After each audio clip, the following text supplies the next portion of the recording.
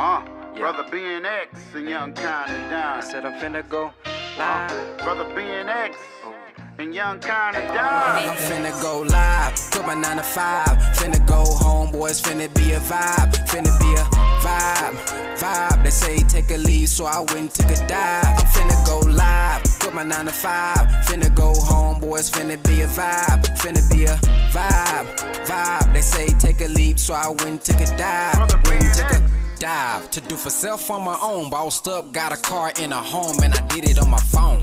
I'ma show you how to get it strong, get the bag, and it don't take long, and you don't need a loan. You don't need a boss or a master. Get the right team, and it's faster. This a new chapter. Gotta learn the business in the game. Every day, new money, new change. Adapt to the lane. It ain't about the bread, but the brain. Work hard, play hard, new fame. No more chains. No more chains. I'm finna go live, put my 9 to 5.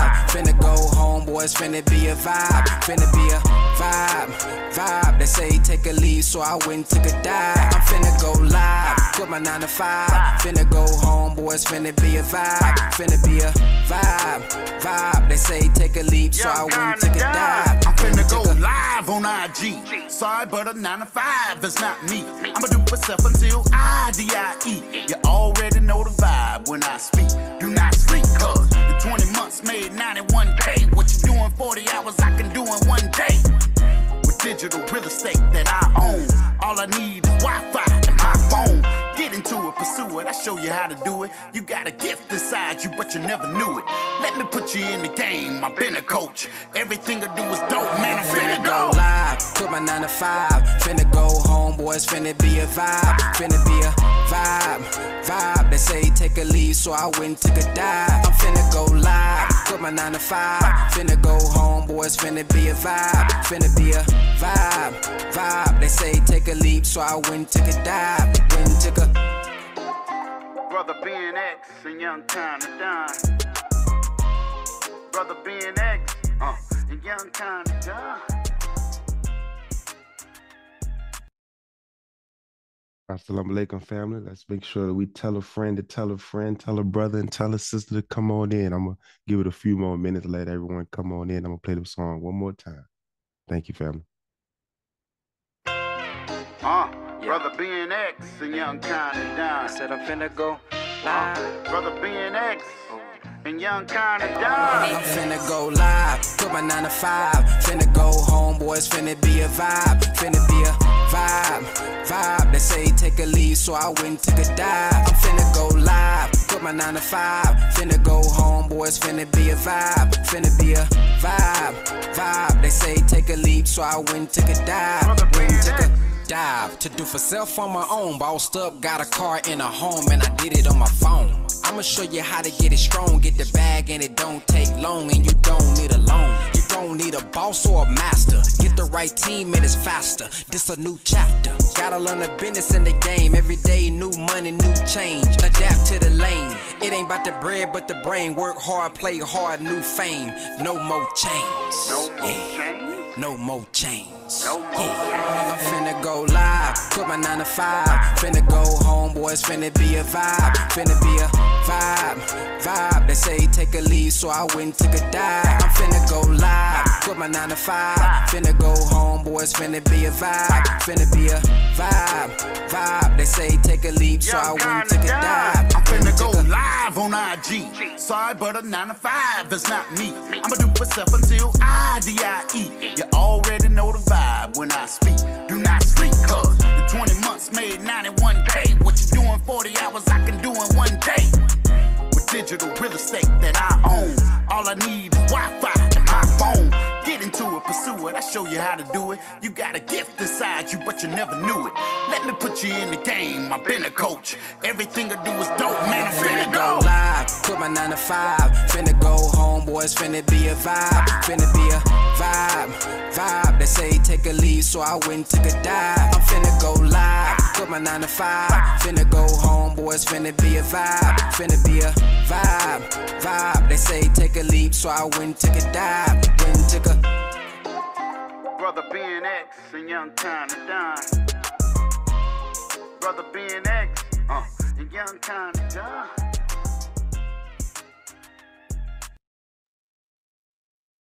Assalamu alaikum, family. Welcome back to your power call. If this is your first time, welcome to your power call. If you're a returning guest, a returning member, a returning family member, I should say, welcome back to your your power call. It is the final call, but yes, the power call. Welcome back. Um, we got another treat in store for us today. I pray we have invited somebody. We're doing some fishing. If it's your first time, definitely drop a one in the chat if your first time coming to the power call. If so, we appreciate you. We definitely want to know your feedback and hear what you think of the power call if this is your first time on the Zoom with us. And if it's not, this may be your 1,000th time coming on the power call. Still share your feedback. We all can learn from each other. Shout out to Brother Rudy, his second time on. But without further ado, let me open it up. In the most holy name of Allah, the beneficent, the merciful, I bear witness that there is no God but Allah, who came in the person of Master Fard Muhammad. And I bear witness and thank Allah for seeking and finding one and raising one to be his exalted Christ, his Messiah, his messenger, and the eternal leader of the nation of Islam, the most honorable Elijah Muhammad. And I can't thank them both enough for raising and leaving one amongst us, not as to be a comfortless, not to be comfortless, but to have a comforter, to be their Messiah, to be the father over the house to sit in the seat of the most honorable Elijah Muhammad. And I'm speaking of none other than the Honorable Minister Louis Farrakhan. And it's in their three names. I would like to greet you all in our ancient original tongue of Arabic with the greeting words of peace of Assalamu alaikum. So today, and of course, let me know if you can see me, if you can hear me okay. We want to make sure that everything is coming through clear. But again, as I stated earlier, we have a exciting treat for us today. We're going to be listening to Brother Minister Abdul Allah Muhammad again. We listened to him, I believe, a week or so ago, the powerful message in reference to the Holy Quran. Today, we're going to listen to a lecture entitled After Difficulty, Overcome Ease. We've listened to the lecture from the Honorable Minister Louis Farrakhan, After Difficulty Comes Ease, but we have to understand as well that ease comes with a trial as well. So it's not that after we overcome the difficulty or we out the water, we got to also overcome the trial of ease when that comes as well. So without further ado, I'm going to bring the lecture up.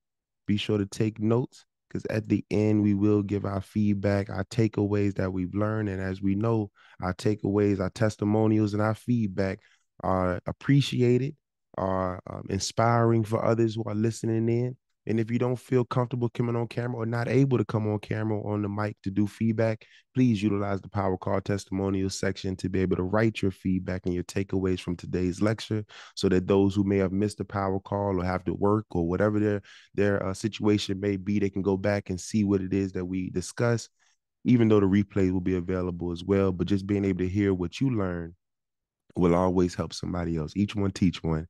We all can reach one. So without further ado, I'm not going to hold it up any further. Let me share my screen and let's listen in.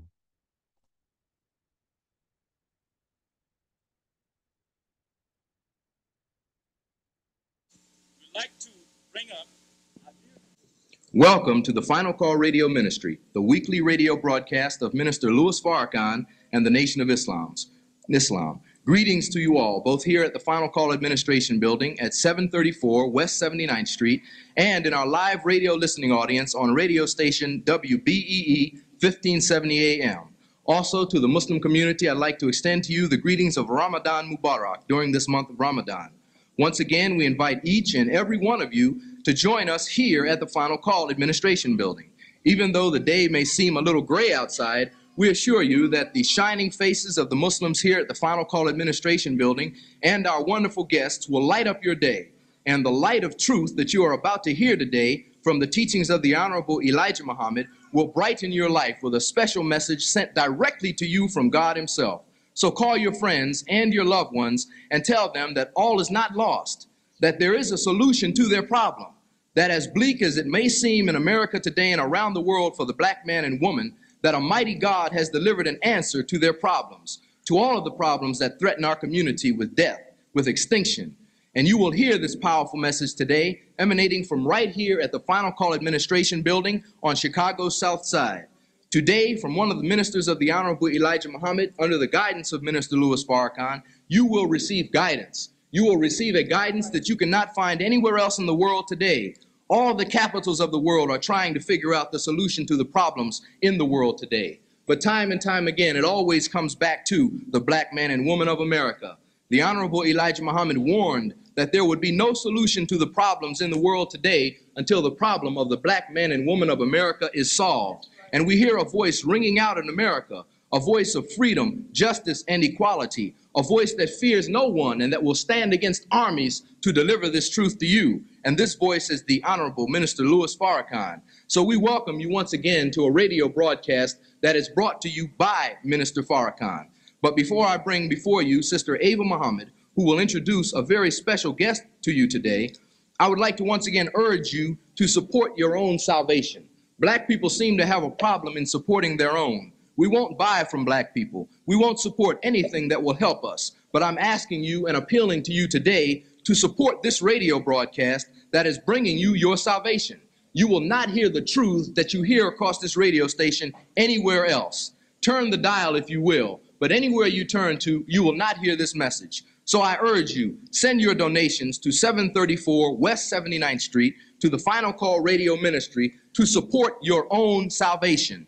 We see a gap in black leadership today. We don't see any new solutions being offered to our problems, but we do hear one voice that has a solution, and that solution is support your own. So we call on you here in Chicago to support this radio station, this radio broadcast over this radio station, and to support Minister Louis Farrakhan and his life-giving work in the black community. If you have not heard of Clean and Fresh products, we urge you to call right now, 994-5775, and find out more about these products. Find out about shampoo that is made for you by black people with the best ingredients in the world for you. Shampoo and conditioner, hair pomade and conditioner, hand lotion, hand soap, bath soap, deodorant. Why don't you know about these products, black man and woman? They are made for you by a man who loves you, Minister Louis Farrakhan, and these products are guaranteed to keep you clean and fresh. So if you would like more information about these products, please call 994-5775. Become a part of the solution in the black community. We know that we are plagued by minds that are filthy, by bodies that are filthy, because we have been raised by a slave master who is filthy. So now you have an opportunity to become clean and fresh with products that will help you become a free black man and woman. So we call upon you, if you do not want to separate into a state that is your own today, at least separate onto some soap that is your own, produced by your own. At least accept shampoo that is made by your own, for your own. We call upon you, support these products, clean and fresh. We also want to make you aware that there is a product that is made available in the black community today that is healthy. The white scientists are saying that the best food for you to eat is fish because of the oil. You know that in the black community, black people drop off like flies from heart condition. The best food for a heart condition is fish. And yet we see in Minister Louis Farrakhan forward-thinking and forward-seeing leadership who many years ago, 2, 3, 4 years ago, brought into the black community one of the cleanest fish that is available anywhere in the world. It's called Blue Seas Whiting, and you can get it by calling 994-5775. Leave that nasty hog alone. Leave those greasy, nasty ribs alone. They will take away your life. Eat something that is good for you, brought to you by a man who loves you, Minister Louis Farrakhan, under the teachings of the Honorable Elijah Muhammad. Finally, we invite you to subscribe to a newspaper that brings truth to you. They say in the white world that brainwashing is no good. That's because they don't want you to clean off of your brain that which they have put on it.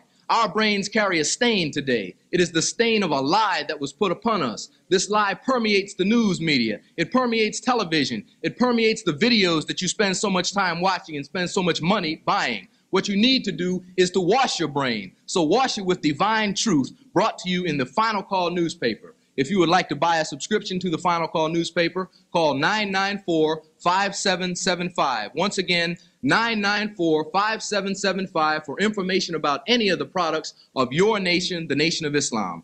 At this time, I would like to bring to you a sister who constantly delivers powerful messages to us today, and she will be introducing to you a brother who will continue in that same line of delivering powerful messages of truth that will rock your brain, rock your existence, and bring some light into your life. So before I introduce Sister Ava to bring forward our speaker, I call upon you, call your brother, your sister, tell them, drop that cocaine, let the reefer alone, even put the wine bottle down, and tune in to WBEE 1570 AM. There is hope, black man and woman. There is light that can come into your life if you would but open your eyes, open your mind, open your ears, and listen to a message brought directly to you from God himself. At this point, I'd like to bring forward Sister Ava Muhammad, who will introduce to you our special guest speaker. Once again, for information, call 994-5775, and please let us receive Sister Ava Muhammad with a round of applause.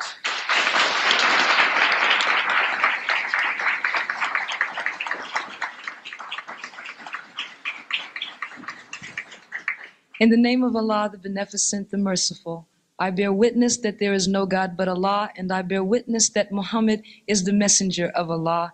I greet my beloved brothers and sisters, both here in the Final Call building and in the listening audience, with the greeting words of peace in the language of our fathers of Assalamu alaikum. Brothers and sisters, I bring you greetings from Brother Minister Louis Farrakhan, who is on the West Coast today, continuing in his effort to carry on the mission of the Honorable Elijah Muhammad, and he sends you his love and greetings. We urge you in the listening audience to join us in the self-improvement course, which takes place 7:30 p.m. on Friday nights, a guide to self-improvement to better our own condition. Brothers and sisters, we are very pleased today to have with us a special guest lecturer, but though he is a guest, he is also our brother and our friend. This minister is a man who was not only a powerful spokesman for the Honorable Elijah Muhammad, but a man who had the vision and maintains the vision today to see that the way to work the mission of the Honorable Elijah Muhammad is through aiding Brother Minister Farrakhan. The brother that I'm bringing before you has helped us in the mosque in Los Angeles, in Atlanta, and in New York City. He brings with him not only years of study and intense research to gather information that will help aid us, a misled people, to guide us on a right path by stimulating our minds to search for the truth.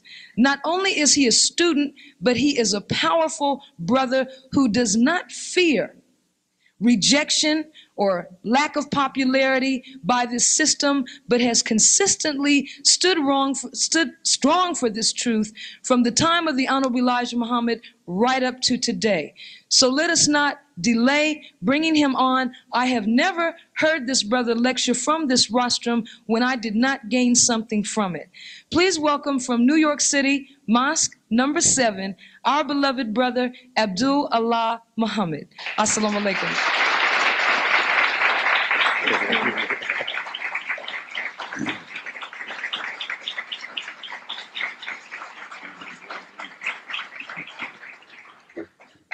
Assalamu alaikum. In the name of Allah, the Beneficent, the Most Merciful, I bear witness there is no God but Allah, and Muhammad is his apostle. It's a great pleasure and an honor always to be here at headquarters, Mosque number 2 in Chicago.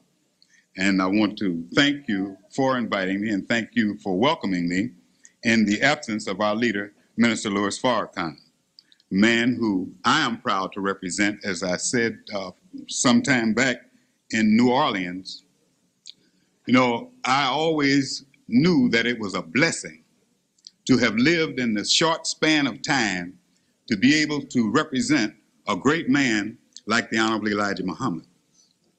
But never in my wildest dreams did I believe that anyone could be so blessed as to represent two great men like that in one lifetime.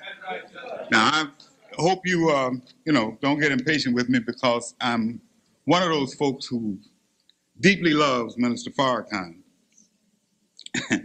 And because I loved his teacher and my teacher. Can you love the daddy and hate the son, or not love the son? And there are many of us I know who are running around out in the streets who swear we are followers of the Honorable Elijah Muhammad and are not with Minister Farrakhan. That's impossible, and we're going to get to that today. I mean, I know some of you mean well, but meaning well and doing well is two different things. Now, as I say, I'm kind of maybe a fanatic on this subject. In fact, Brother Khalid Muhammad and Brother Salih Muhammad from Atlanta were traveling a few days ago, and they ran into the captain who was my trainer as I came through the FOI. It was many, many years ago, 58 to be exact, when he came to Los Angeles. And when my name came up, the brother said, "Oh yes, I remember him. He's a fanatic." And Brother Khalid said, "Is there anything else to be?" And that's true, because Brother Khalid understands the depth of that word. You see, you and I, if you read 1984 by George Orwell, you know that he said that one of the ways that you could capture people's minds and destroy their minds and totally control them, words are symbols of ideas. And when you look at a word in its original state, you can look at the roots and the prefix and the suffixes, and you can tell, having never seen the word before, what the word means, because it's connected to the symbol, the idea that it's a symbol of. But George Orwell pointed out in his book, if you can begin to distort the word, chop it up so that it bears no resemblance to its true meaning, then you can tell the people it means anything, and they got to go for it. All right? Now, there are many of you here who may be Cub fans. You may be Bear fans. No, I'm a Bull fan. Is it? But what is fan? Fan is an Orwellian contraction of the word fanatic. So now if I can be a fanatic for Michael Jordan, I sure can be a fanatic for Minister Louis Farrakhan.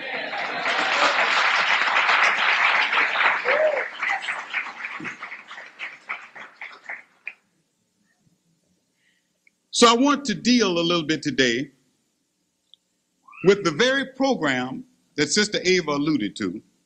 Very able sister. I'm very, very proud to be on the team with her and our illustrious editor, Brother Wali. Better every issue. This brother is dynamite.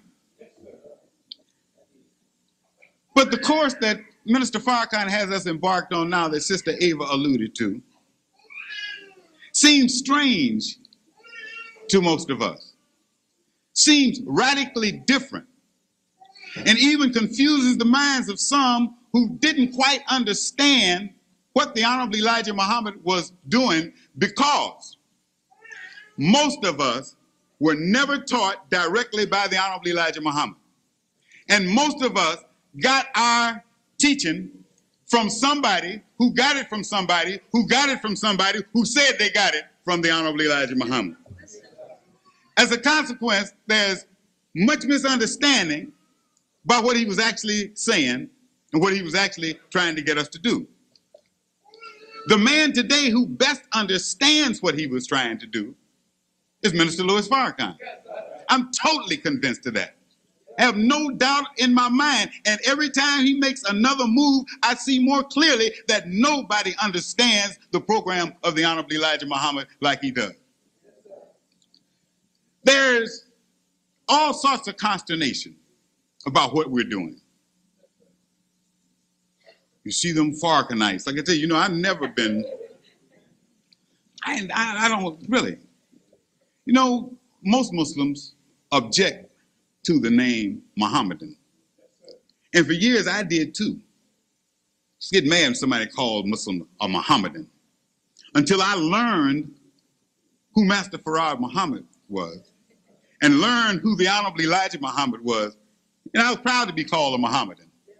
Well, I know when Minister Farrakhan first stood up and began to get the nation back together, I was around a group of people who had been around the nation for a long time, who were jealous and envious of him, and used to refer to those who followed him as Farrakhanites. Well, I'm proud to say I today am a Farrakhanite. But let's look at his methodology. Some of it gets criticized unmercifully. I mean, you get it from both ends. You know what I was saying, between a rock and a hard place?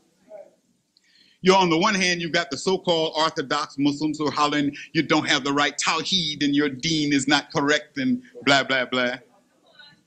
Then on the other hand, you got those Elijah Muhammadologists who are supposed to be such experts on his teaching, who are saying that Minister Farrakhan is getting off the track. Now see, the messenger didn't take Ramadan in the summertime. We took Ramadan only in December.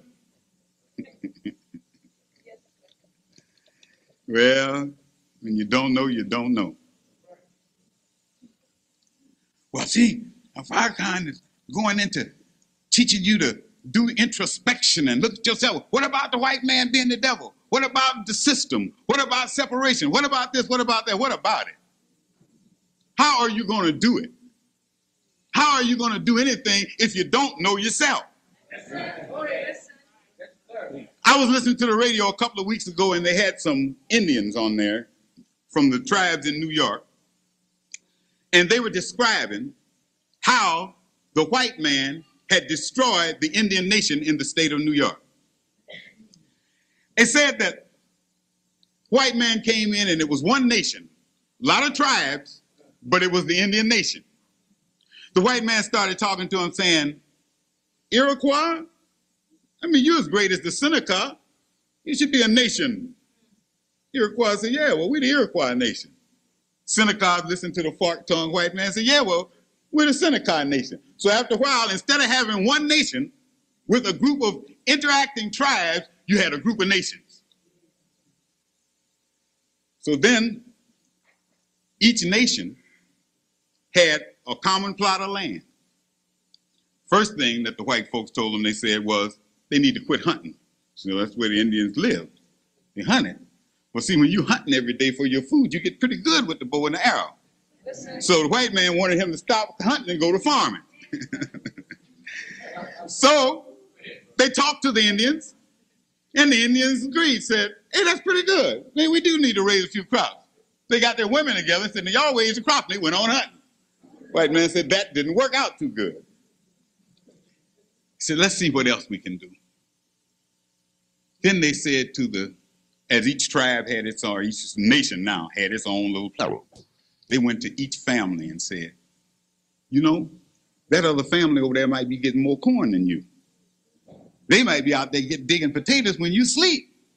What you need to do is take that land right around your house, and that's your land. So each family then divided up, and each had their own little plot of land. But he still had to try to get this man out of the forest. So an old, wise Georgia Baptist missionary came up to New York. He said, oh, I know how to handle this. Get them to planting cotton, flax. Pay them $2 an acre for all the cotton and the flax that they do. So they did that. Said, give them spinning wheels. Give all of the squaws spinning wheels. Free. They gave them the spinning wheels. He said, now what you do is you pay them for every yard of material that they make out of that cotton. Not for us. Don't buy it from them. Let them keep it. He said, now, once they start doing that, you see, up until that time, the way that the family was clothed was when the man went out and hunted, he not only got food, he got the skins for their clothes. But he said, once you get that woman to making her clothes, she becomes independent of her man, and you'll divide the family. I mean, when you look at how they started with the total nation, they broke it down into the tribes, then they divided up the families, then they destroyed the individuals, because once that woman lost respect for her man, she was no longer a woman, and once the man didn't have a woman, he couldn't be a man. So she told him, look, when she got independent, look, you out there riding them horses, playing with them bow and arrows, you get in here and do some of this plowing. Yes, sir. See, and I recognized that pattern when I heard it. We don't have to go through a whole litany on black history. You know black history.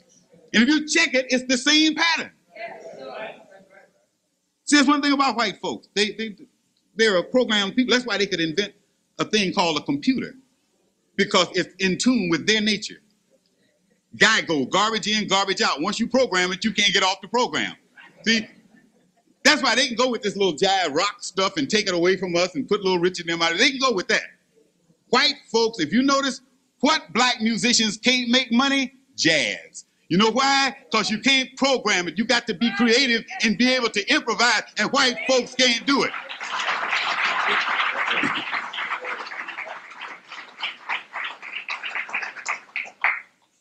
So the program never changes with white folks. Once you learn the pattern, You know what's coming next. You look and see where you are in the design. You know what they're getting ready to do next.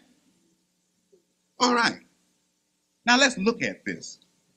Since we went through the same process of destruction that those New York Indians did at the hands of the same man, what's the best way to get back to our real selves? If somebody goes to New York and kidnaps you and brings you to Chicago, if you want to go back to New York, the last state you came through was Indiana. What's the first state you will have to go through to get back? Is that right? I mean, what if you just have to reverse the process? Well, it's the same way. If the man started with a nation and got all the way down till he destroyed the individual, then to rebuild the nation, you got to start by building the individual.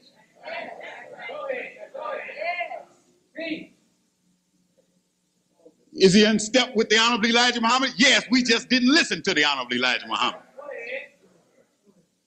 You know, we read all this propaganda and see all this propaganda about how many followers the Honorable Elijah Muhammad had. He didn't have no bunch of followers. He had a bunch of lip-professing niggas. I know because I was one. I ain't going to confess for you, but I'll confess for me. How do I know? The Honorable Elijah Muhammad taught us for 44 years. The key to our rise is a thorough knowledge of self, God, and the devil in that order. Yes. We skip self, we skip God, and when you walked in a mosque, all you heard was devil, devil, devil. We missed the whole program fighting the devil. How you gonna skip 2 steps? You'll slip on the 3rd one and break your neck, which is what we did. Wasn't Allah's mosque, it was Satan's mosque, because that's who you heard about. You ever notice a wise politician never calls his opponent's name? No, a good politician ain't gonna give his opponent all that free publicity. Hey, we built the devil up. We say all praise due to Allah every now and then, but we was devil, devil, devil, Satan, Shaitan, Lucifer. I mean, we was in it. That's all you heard was devil, devil, devil. Say, when you said Muslim, all them people that teach the white man's the devil.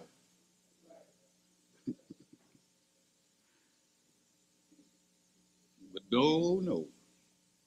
Mr. Farrakhan is saying we didn't do it then, we got to do it now. Start with self. That's what the Honorable Elijah Muhammad said. Anybody doing it any other way is not doing his program. You have to learn self to even know how to relate to God or the devil. If you don't know you, you don't know how to relate with anything around you. If you take a lamb who doesn't know he's a lamb, and he's talking to a wolf, and the wolf say, let's go eat some lamb chops, he'll be for it.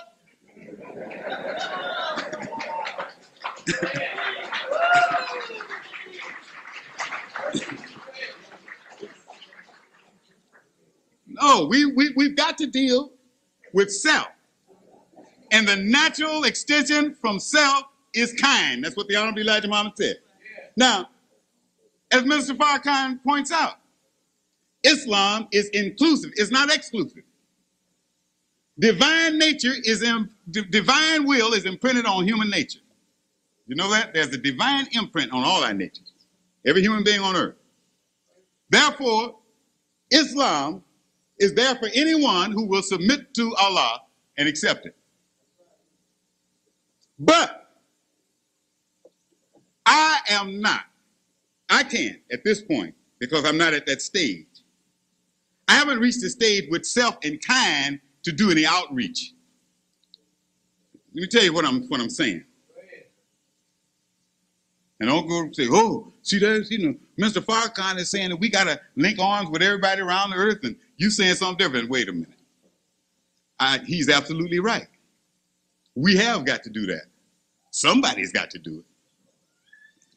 If you went down to Marshall Field, Carson Peary Scott, you came into the luggage department, and I'm selling luggage, and you tell me you want to buy some lingerie, sister, what could I do? send you to the person selling lingerie. That ain't my department. Okay? Don't say, well, you supposed to be working for Marshall Fields, ain't you? Marshall Fields sell lingerie, don't they? Well, by logic, if you working for Fields, Fields sell lingerie, I want to buy lingerie, you supposed to sell me some lingerie. Logical, but not valid.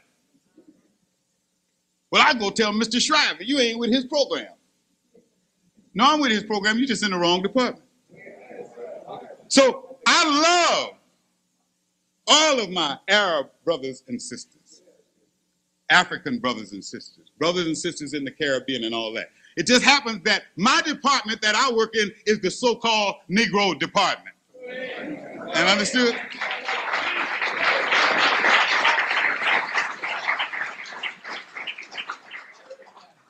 And we got people that work in them all. But my department is the one where the folks are who descended from the folks who were slaves for 310 years and then spent another 122 years or so, you know, in servitude, and not in servitude, but in hidden slavery. That's my department, okay? Now, as I just pointed out, we had a problem. The whole nation fell because we failed a test. We didn't understand the information that was being taught us, and when we got tested on it, we flunked. Now, Minister Farrakhan has said this over and over ever since he stood up. You got to take the test again. Well, that makes sense, doesn't it? Well, what are we going to be tested on? Same thing we were tested on last time. Can't flunk algebra and go say, well, I want to take physical education because you know that's a SOP. No, you got to pass the same thing you just flunked. But the difference, he said, is, Mr. Farrakhan says, this time he is giving us the answers. And some of us may say, whew, that's better. Now I know I can make it. Be too sure. Those of you who have college backgrounds, you are familiar with what is known as the open book exam. The first time you heard about that thing, you say, hey, just like you heard about the minister giving us the answer. Open book exam, what's that? Well, that's where you can take the textbook into class with you. They give you the test and you can go, hey, man, I like this. That was the first one. But you get somebody that's been around that campus for a while and has taken a few, when you say, we have an open book exam, oh my God. Because they know what that means. Because when you take a standardized exam, it's mostly memory. You memorize a few things and you get in there and you fill in the blanks or do the multiple choice or whatever you're going to do. But when you take an open book exam, it means that the exact words to the answer are not in the book. You got to understand the depth of the concepts that you're supposed to have. That means you got to really understand your subject matter. You can't shuck and you can't carry no ponies. So this is what we've got coming. Or we're already in it. An open book exam. You say, well, Mr. Farrakhan is giving us the answers. What answers is he giving us? He's giving us actually the answer, singular. He's giving us what we need to pass the exam. By this course that he's got us undertaking, we can develop what's necessary. We're talking about the knowledge, the facts, the data. No, it's not that kind of an exam. It's not going to test how smart you are. Not going to test how good a memory you got, how fast you can read. No. That's not going to help you. All the intellect, acumen, sagacity, perspicacity, and all them other big words, including elephant, will not help you through this one. It's not a test of the head, it's a test of the heart. That's why we flunked, because we thought, if I can recite all my lessons, backwards and forwards, start learning them in Arabic, I can make it. But it wasn't in your heart. Now, Brother Minister Farrakhan is trying to get us in shape so that if he leaves for any reason, now he went away from us for a few months, and that's when he determined what he had to do. Because we were headed down the same trail we were headed before. And last Sunday in Los Angeles, Brother Minister Farrakhan was explaining Jesus' use of the term good shepherd. Because you know, a shepherd keeps his sheep together, because without the shepherd, the sheep will scatter. But Jesus qualified the term shepherd. He said, but there's a good shepherd. So you got a lot of folks out there who would like to shepherd this flock. But they want to shepherd this flock so that this flock can bear to them. But Minister Farrakhan points out, the good shepherd gets the flock so that if the shepherd leaves, the flock will stay intact. Because the flock will not be dependent upon the shepherd. He's not trying to enslave us, as so many other people are. He wants us to be self-sufficient. He wants us to stand up for the first time in our life. And some of us say, I stood up with the Honorable Elijah Muhammad. No, you didn't. Now, I'm not calling you a liar. You thought you were. I thought I was. But you see, this is why the Holy Quran says we must believe in the unseen. Because we saw us standing, but we didn't see the prop that was holding us up. We thought we were standing on our own. And soon as Allah snatched the prop, down we went with a crash. Humpty Dumpty had nothing on us.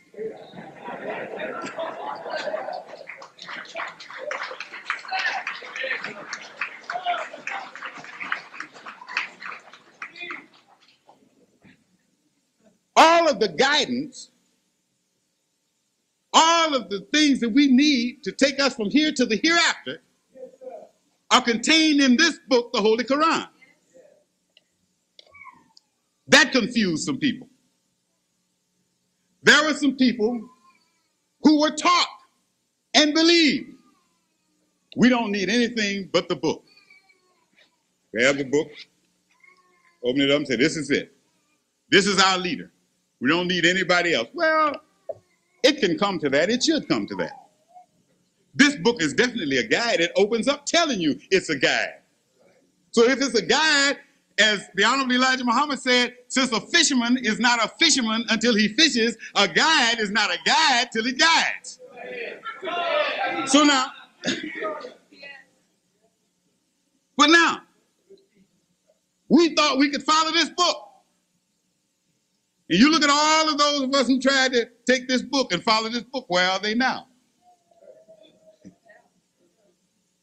There's nothing against the book. The book got everything in it we need. But that's not sufficient for us at the stage that we're at.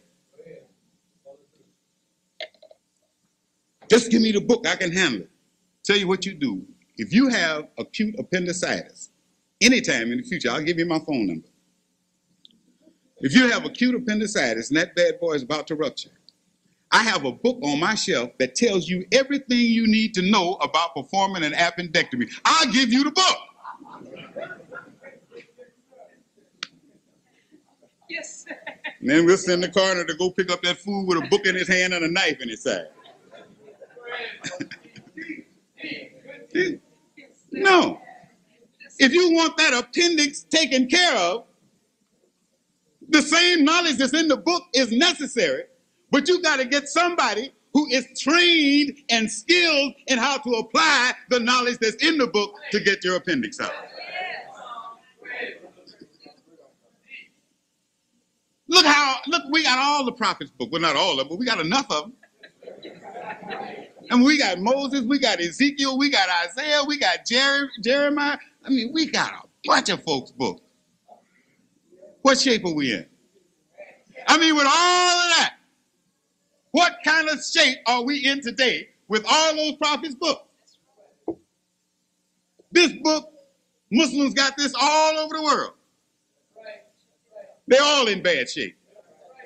There's not a Muslim nation that's at peace right now except those that are sucking up to the Jews and the Christian nations.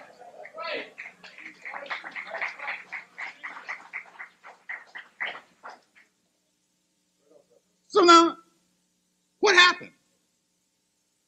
Why are the people who are practicing what Jesus and Muhammad and all those folks taught. What happened to them? You got all their books. Well, that's just like that appendectomy. You're going to tell me the operation was successful, but the patient died?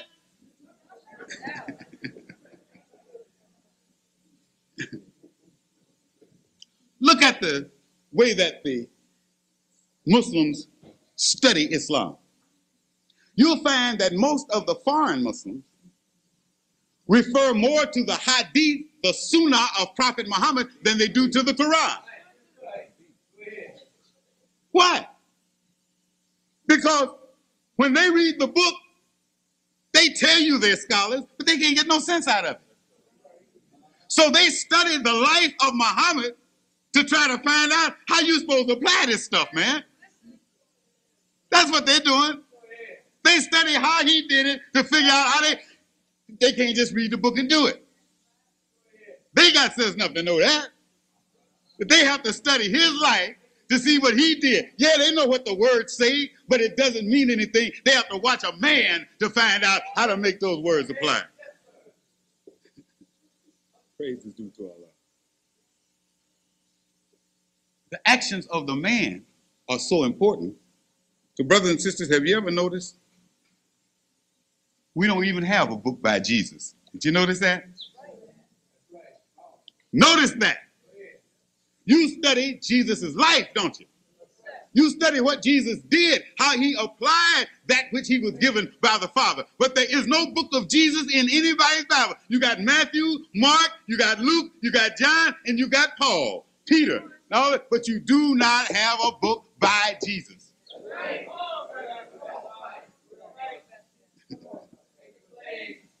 Think about this. It's so important to know how to apply the teaching. They didn't even give you the teaching. They just showed you the man applying it and saying you can get there better by studying him than you can by studying what he taught. This book is definitely a guide. But this book qualifies. In the opening of the book, Allah himself says, this book, there is no doubt in it, is a guide. But a guide to whom? It doesn't say a guide to everybody in the world. It says that it is a guide to those who are from among the mutaqin. That's the Arabic word that's in there, and you find different translators translated differently. Maulana Muhammad Ali says, those who keep their duty. Yusuf Ali says it's a guide to those who fear God. The root of the word is ittaka, which means to guard against evil. Now, what is the difference? Or is there a difference? And why can one word be translated so many different ways by the different translators? You know, when the Bedouins, the desert dwellers as they were called, came to Muhammad one time, 1400 years ago, and told him that they believed, he was so overjoyed until Allah revealed to him to go back to them and tell them, don't say you believe, say you submit. Says, don't say amana, I believe, say aslama, I submit. When you submit, this book didn't say, this book, there's no doubt in it, is a guide to those who are from among the Muslims. Didn't say that.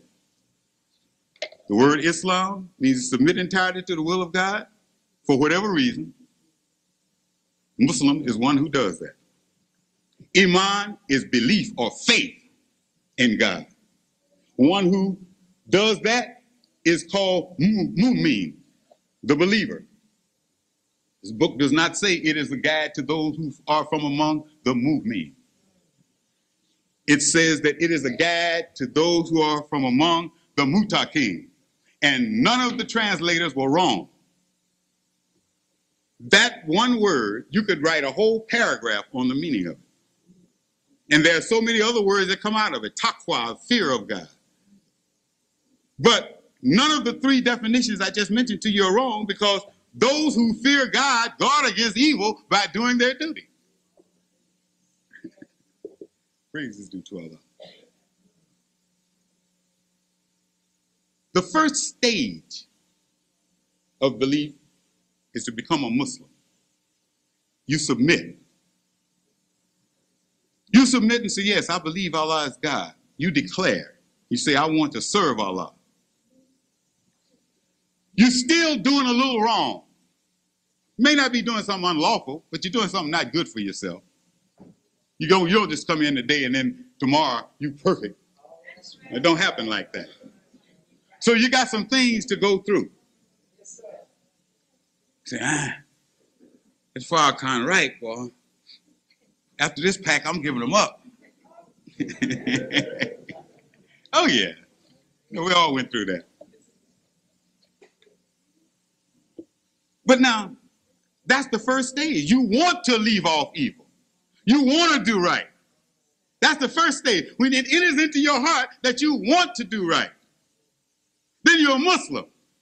You're striving to leave off your evil habits. Then when you become mu'min, you're a believer. You have left off all of your evil habits that you can identify.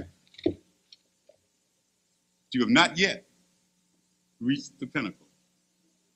Because though you don't do it, still got a little pull on you. Oh yeah, still got a little pull on you. You done gave it up. But every time you pass by one of them billboards and say, I assume you drink Martell, you say, oh, almost had a wreck. You don't do it, but you ain't out of the woods yet. Book won't guide you. This book will not guide you when you submit, want to do right, but haven't found a way to do it yet. This book will not guide you. When you get to the point where you believe so strongly that you have left off all evil, but you still have that strong attraction pulling at you, this book will not guide you. But when you reach the stage where you have left off evil, have no more desire for evil, now you don't have to operate and practice your religion in a negative sense of what I don't do this and I don't do that, but you spend all your waking hours looking for good to do, then you are from among the muttaqin. And ain't none of us reached that stage yet.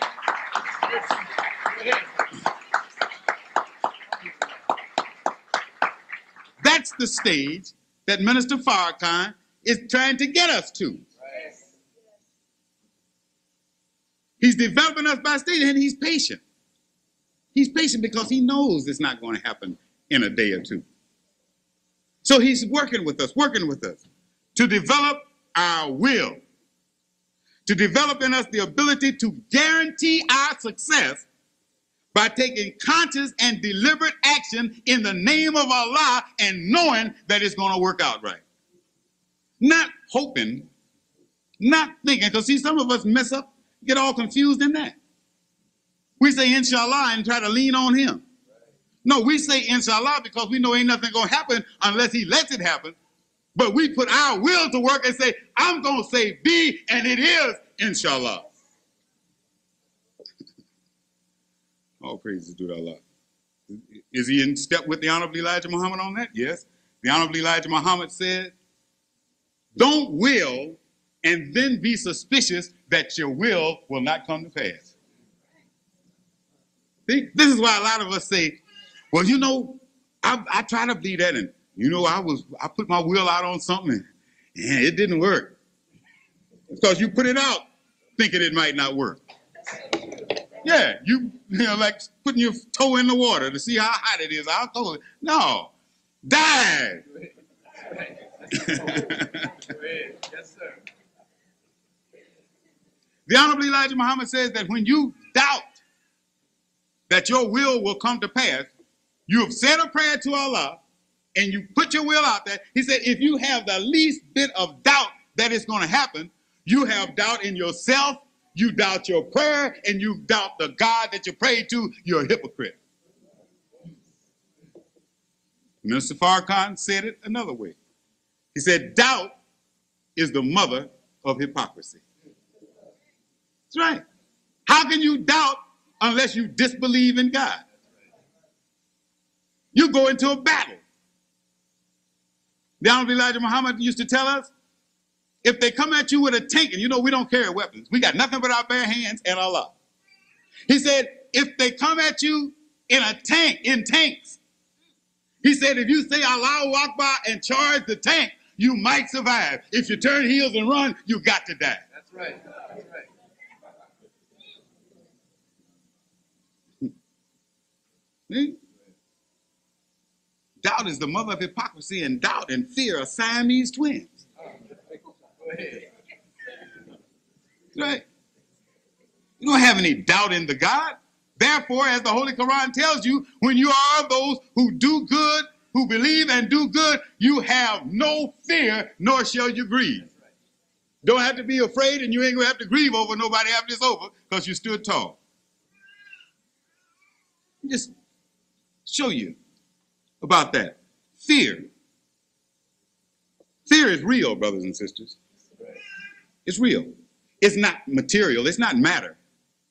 Because you know matter, and those of you who are these expert physicists, correct me if I'm wrong, but matter has to have weight and occupy space, right? Okay, you can't put fear on a scale and make the needle waver. It doesn't have any weight, but it occupies space. Fear occupies space. And the Honorable Elijah Muhammad says that fear is parasitic. It must have a host to thrive on. So he said, that is why when you are in a battle or about to go into a battle and you're afraid, which is natural, you're going to go in it afraid. You were born afraid. And then the fear was nursed in you. So you got the fear. Don't say you wasn't. When you see a hero, that's not somebody who wasn't afraid. You see somebody that's a fool, that's somebody who wasn't afraid. But when you see a hero, the reason he's a hero, the reason they paying medal on, because they know he overcame fear. Yes, sir. Go ahead. That's what makes you a hero, not being a fool. Now, I ain't scared of nothing. But the Honorable Elijah Muhammad said, when you get that fear out of you, by it having to occupy space, and by it being parasitic and must have a host, when the fear comes out of you, it goes into your enemy. That's why when you don't have fear, you see your enemy turn tail.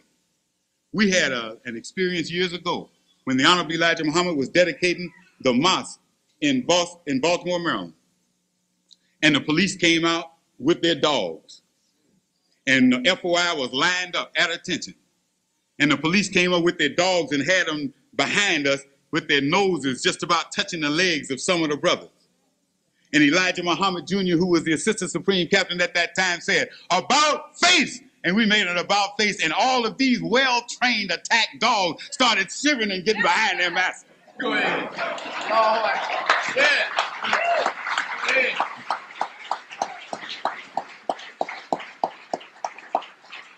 Yeah. Cowardice is dangerous. That's right. Cowardice will get you and everybody else killed.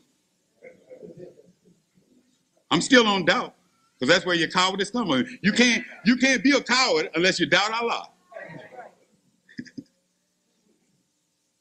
Cowardice is the mark of Cain. Did you know that? You know, all of us are so familiar with the story of Cain and Abel, and if you ask the average person, what was Cain's great wrong that displeased God? 99 out of 100 will say he murdered his brother. But wait a minute. God was already displeased with Cain. That's how the murder came about, remember? Abel offered a sacrifice, and God accepted the sacrifice. And Cain offered a sacrifice, and God didn't accept his sacrifice. What's wrong? Does it tell you that Cain had done anything to anger God? Cain hadn't done anything. But God saw something in Cain's heart that he had to bring out. Cain was playing goody-goody two-shoes. See, Abel took an animal, killed the animal, and sacrificed it to God. But Cain went out and got some grain or something and threw it up on the altar. Can you see the difference? As if to say, see, my brother he's brutal, he's cruel, sheds blood of an innocent beast who never did anything to anybody. But I am going to give you something that doesn't cost any blood, that doesn't. So what did God do? He proved that he would not shed blood for the glory of God, but he shed his own brother's blood for his envy. That's right. All praises to the Allah. That's not my subject today, but it's part of it. Yes, sir. Fear, cowardice, is a dark corner of our nature that must be overcome. We've got to overcome it. Now, the last time I was in Chicago, Minister Farrakhan was teaching on the unreality of darkness. The fact that darkness in and of itself is not an entity. Darkness is nothing but a condition that comes about when something blocks the light. So now, if you know that, you won't waste your time trying to fight darkness. That's why they got that saying, it's better to light one candle than to curse the darkness. You can't deal with the darkness. The darkness doesn't exist. You can't do nothing with that. If the darkness is hampering your sight or your vision, then you got to go deal with the reality that's creating the darkness. Right. Now, one of the things that the Honorable Elijah Muhammad taught us was that fear was bred into us by feeding us the wrong foods. Yeah, fear. But a material thing helped to produce that fear. So if we want to clean out these dark corners, then we're going to have to deal with some physical things. That's why the Holy Quran says fasting is prescribed for you. Prescribed. You know what prescribed is, don't you? That's what you go and get from somebody when you're sick, and you take that prescription and it's supposed to get rid of your sickness. So what is wrong with us? The Holy Quran says fasting will heal it. In volume 1 of How to Eat to Live by the Honorable Elijah Muhammad on page 19, he says, and I quote, fasting is a greater cure of our ills, both mental and physical, than all of the drugs of the earth combined into one. Mental as well as physical. Why? Because the mental illness, that darkness in your mind, is the result of physical things. To develop our will, Brother Minister Farrakhan has us practicing better dietary habits. There's some of us don't eat over a dozen times a month right now. And some say they're going to do less than that. Why? To build up that will. Well, what do you mean? How do you build? Look, do you know that the most powerful drive in nature is survival? The most powerful drive.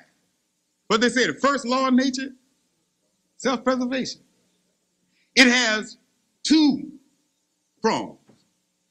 The first is to remain here, and the second is to perpetuate yourself. That's why your appetite for food and your sex drive are the 2 strongest urges that you have. Now you conquer those, don't tell me you can't make rain, hail, snow, and earthquake.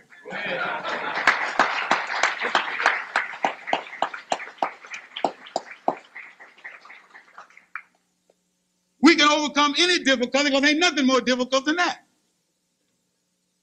Don't you know you drive down the street and all these greasy spoons got odors wafting out the window? That's right. Look at me, I ain't had a bite to eat since Tuesday. I just came in on the plane, they serving all kind of stuff. Hey, you know I feel good. If I can fight that, show me something. What that Cyrano Bergerac say, I'm too good for men, bring me giants.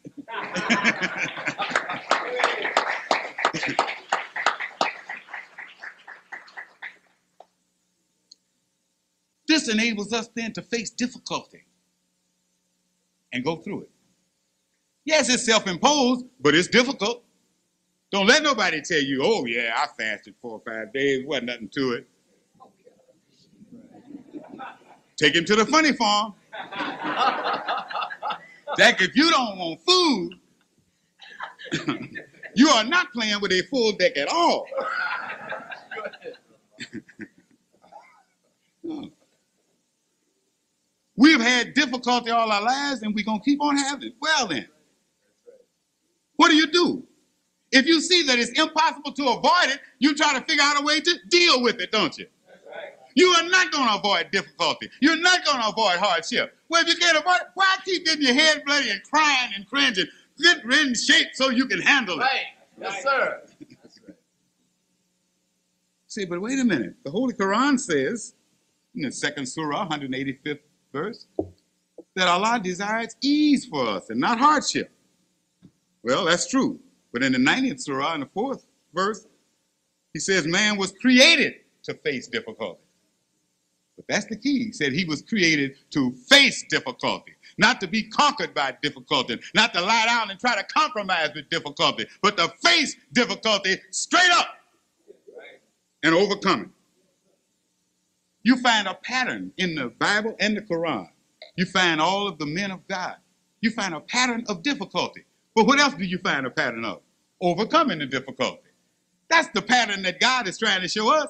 There's always the difficulty, but by strong belief in him and adhering to his will, you overcome the difficulty. And it says a little further in the Quran, after difficulty comes ease.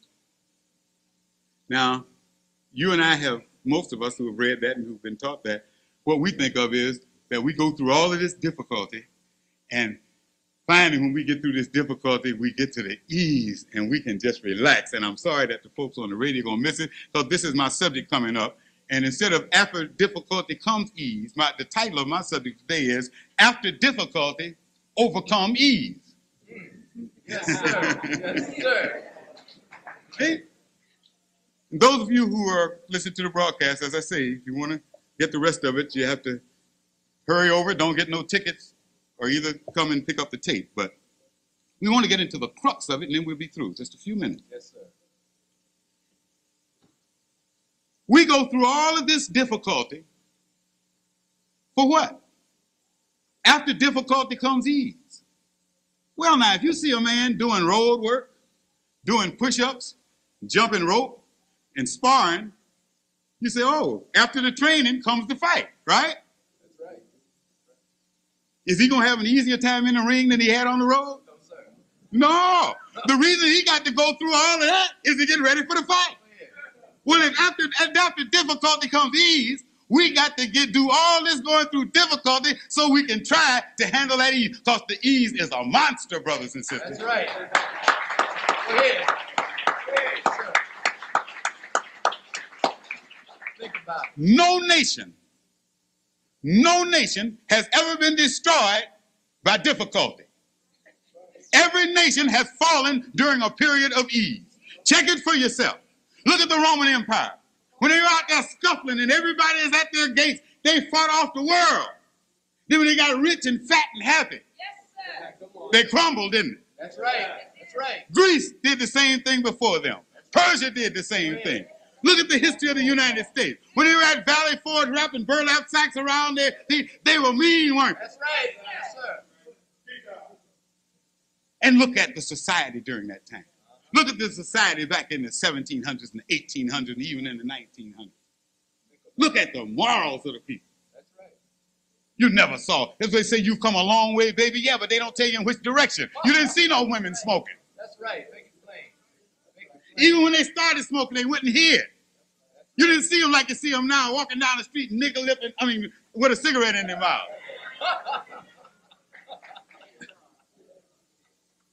That's right. You look at all them old movies. Look at Ford, that's on TV now. Look how the women dressed back in those days when this was a struggling nation that was trying to overcome, trying to make its place in the world. All them women, you couldn't see no ankle. If their dress came up a little bit, they had on high top shoes. That's right. That's right. And look at them men. Ford was a little different. He was a little ahead of his time. But women had less time keeping men then. Oh, yes, they did. Think about your great-grandma and your great-grandpa. They died together. He used to go out in the field and work from sun up to sundown for her till the day he laid down in his grave. And she was tied up to here and buckled down to there. Did nobody know what was in Grandma's sack? But Grandpa did it.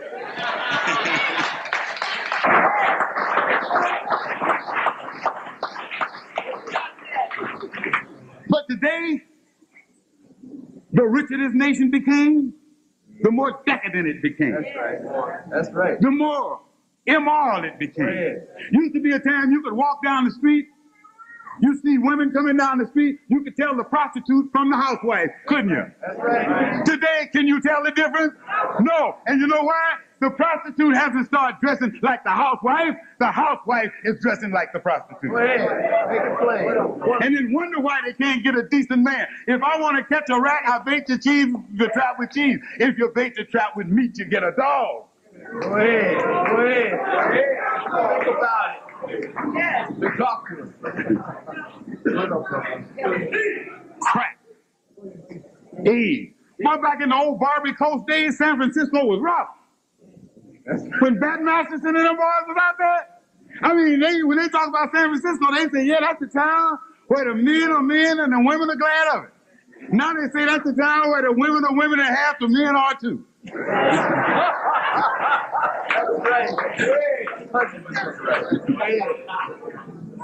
Good teaching. See, every one of them was able to overcome difficulty, but they couldn't handle ease that came after the difficulty. The Holy Quran tells you. Allah talks about, I have raised up nations before you.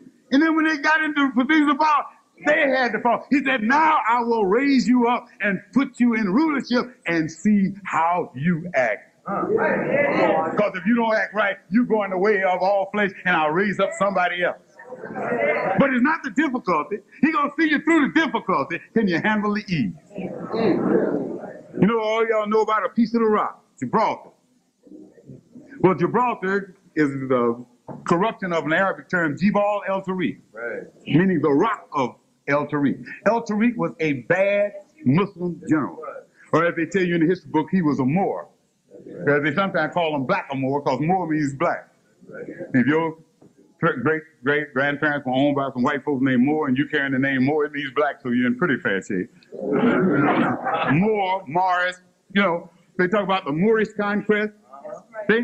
When they first started calling us black Muslims, folks thought that was a nickname they made up for us. They were giving a signal to their people who understood history that they are just like those black Muslims that landed on the shores of Spain and conquered most of Europe. The black Muslims did. It wasn't no Arabs. That's right. They didn't do that. These were black Muslims out of Africa. Right. Right. Now, when they hit the shore, El Tariq was the leader. When they hit the shore, they looked back and El Tariq had set all the boats on fire. These guys say, wait, whoa. Wait a minute, baby. You're burning up the boat. Tariq says, we won't need them. We ain't going back. A Muslim knows nothing but victory or death. Yeah, right. Yeah. We'll never use those boats again. We'll either take it or we die. Right. So they started. They worked. And they were the scourge. I mean, they were ripping them. Nobody could stop them. Europe threw its best combined armies against those Muslims, those black Muslims. They could not stop them. That's right.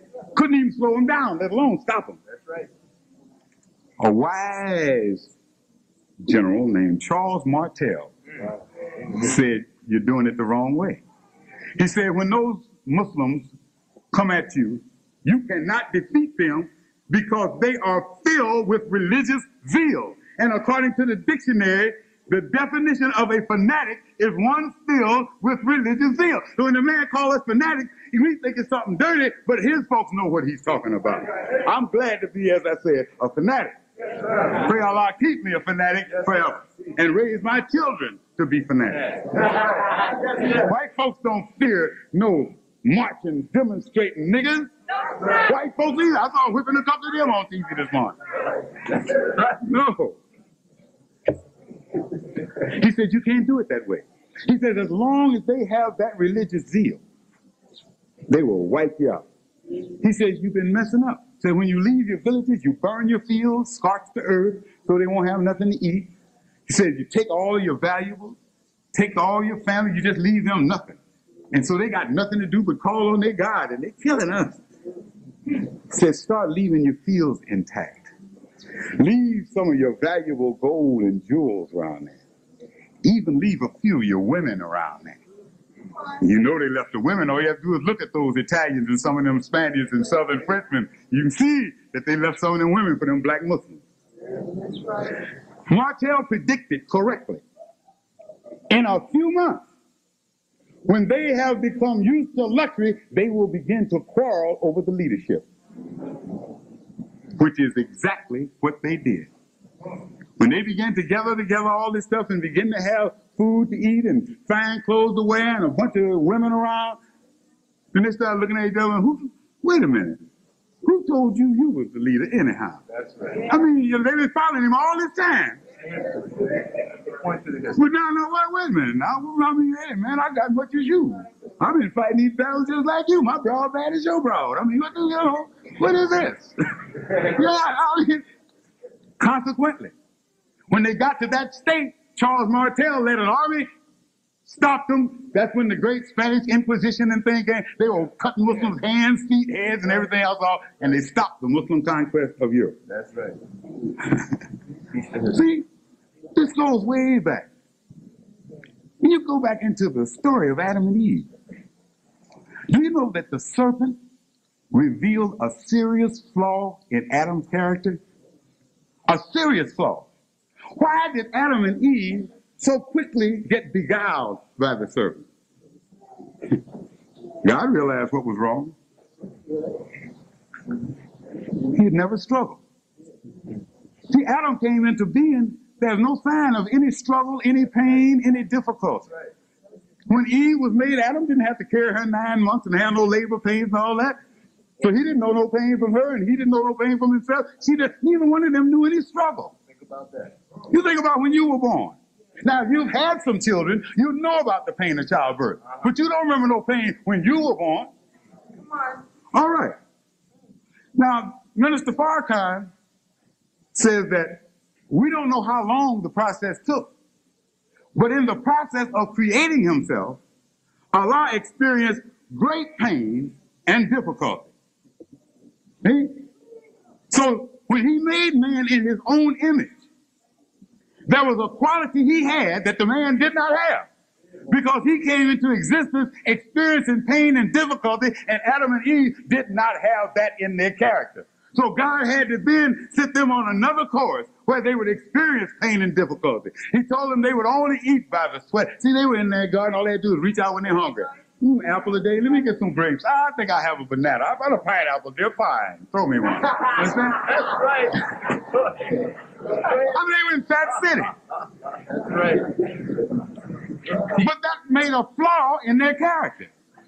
And God realized and said, well, I got to put them in all the situations to build up their character, then they can truly be divine and truly be my complete image and likeness. So he first told them they would only eat by the sweat of their brow. Then he also said in the Holy Quran, you all shall be enemies to one another. Set up opposition. Right. Then he said that childbirth would be bloody and painful. Yeah. All of that to make us develop that flaw, get rid of that flaw, develop the needed vacuum in our character. And that's what Brother Minister Farrakhan has us on, a road to God. Right. This is something been working on us ever since we've been in existence. And once we get it developed to that point, then we can get back to the ease. But if we don't develop that character flaw right, we'll fall right back out again. So he's trying to get us this time where we completely obliterate that flaw. Right. And that we will go into the ease ready to tackle it too. Go ahead. Beautiful. Praise is due to Allah. This is why you and I have been reading of the prophets and they look like failures, don't they? Just judging by what our limited knowledge was, we thought all the prophets failed. Because every last one of them, they came, we read, they were teaching the absolute truth, they were teaching righteousness, they were teaching justice. You can't hardly find righteousness or justice on the earth. They killed some of them, they jailed some of them, they ran some of them out. They did everything right. Looks like they failed. They didn't fail. They did what they were supposed to do. The fact that we still have their books today, they did what they were supposed to do. The man is here today to do what they were not supposed to do. To take their messages and put them into action. Holy Quran says Muhammad is naught but a messenger. That's what it says. It makes that very plain. All of the prophets were nothing but messengers. The postman that brings your mail, that's a messenger. He brings it and gives it to you. If you open it up and it's a bill, he don't pay the bill. That's right. That's right. That's up to you. All he got to do is bring the message. He ain't gonna fire him at the board. Hey man, this guy didn't pay my charge account. That wasn't his job, man. Blam. That's right. He brought you. Now, if he didn't deliver your mail and they cut off your credit card because you didn't get the bill, then you look at the messenger, the postman. But if he delivered the message, then from there you got it. That's right. That's where we are today. No more prophets. Muhammad was the last. No more prophets. Now we got to enact. Right. Well, but we don't know how. That's what we got Minister Farrakhan for. Not to do it for us. That's something, a burden that we laid on the Honorable Elijah Muhammad that was so unjust. He was naught but a messenger when he was teaching among us. His job was to deliver the word to us, period.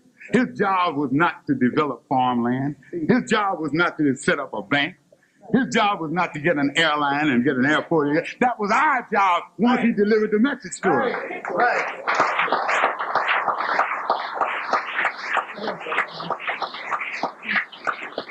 So as Minister Farrakhan is developing this nation, he sees us following the same old Negro pattern. Right. Hey, yeah, go, Brother Farrakhan. Put out another product, Brother Farrakhan. Publish another paper, Brother Farrakhan. Build a restaurant, Brother Farrakhan. Right. No, brothers and sisters, if we repeat the same old foolishness, we go in the same old way. That's right. So this is why he's trying to teach us now. Honorable Elijah Muhammad said, what? Do for self. That's right. And the first thing most of us ever heard of him teaching, do for self. Who do you think he was talking to? He said, do for self, and then we sat out and asked him to do it. He said, do for self. We sitting down trying to get Minister Farrakhan to do it. That's right. It's got to be brought to a screeching halt. We have got to develop where we stand up and do our job. That's right. That's right.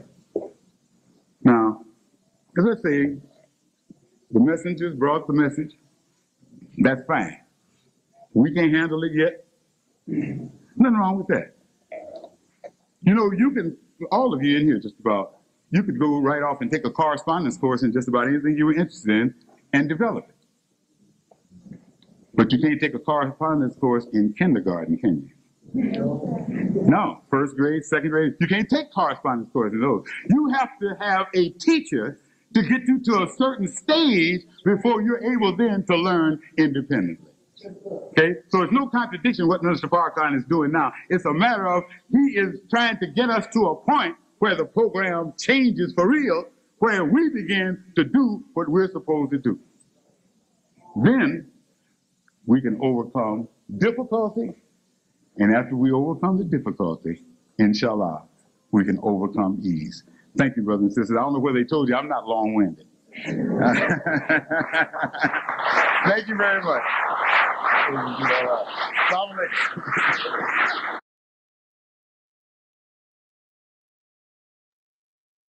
Assalamu alaikum. Beautiful lecture, beautiful lecture. Some great points. I'm sure we all have learned and gleaned something from the lecture from Brother Abdul Allah Muhammad.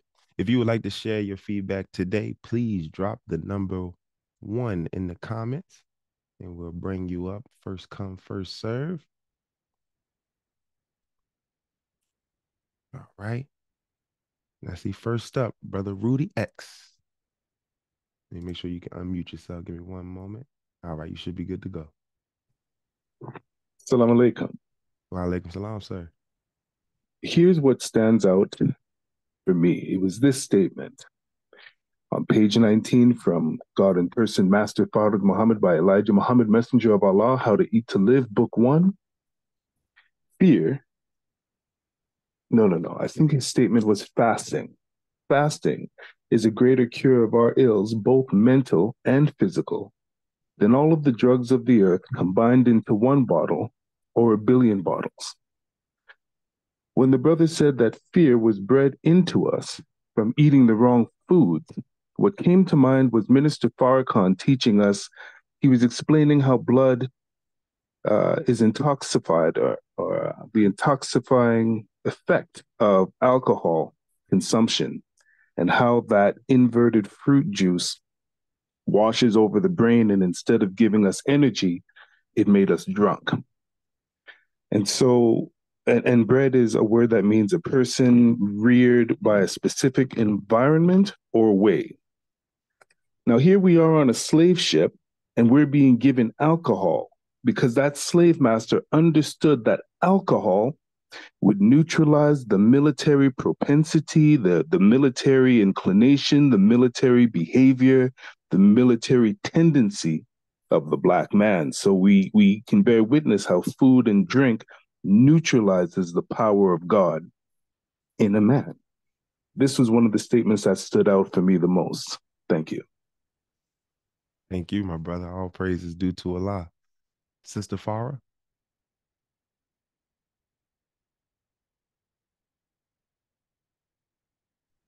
Yes, sir. My apologies. Assalamu alaikum, family. Walaikum salam. So before the lecture even started, I had a lot on my mind. I'm gonna share that first. So I thought I had lost access to Zoom actually, since I wasn't able to pay my subscription but a lot of us have wanted me to be on here this morning because something told me real quick. And it was only live. Apparently I still have access to everything. All praises due to Allah. Allah knows what's in your heart, and if you are sincere enough in your prayers and are patient with him, when you go after what it is that is in your heart, that he has placed on your heart, when you take us towards, he takes two towards you.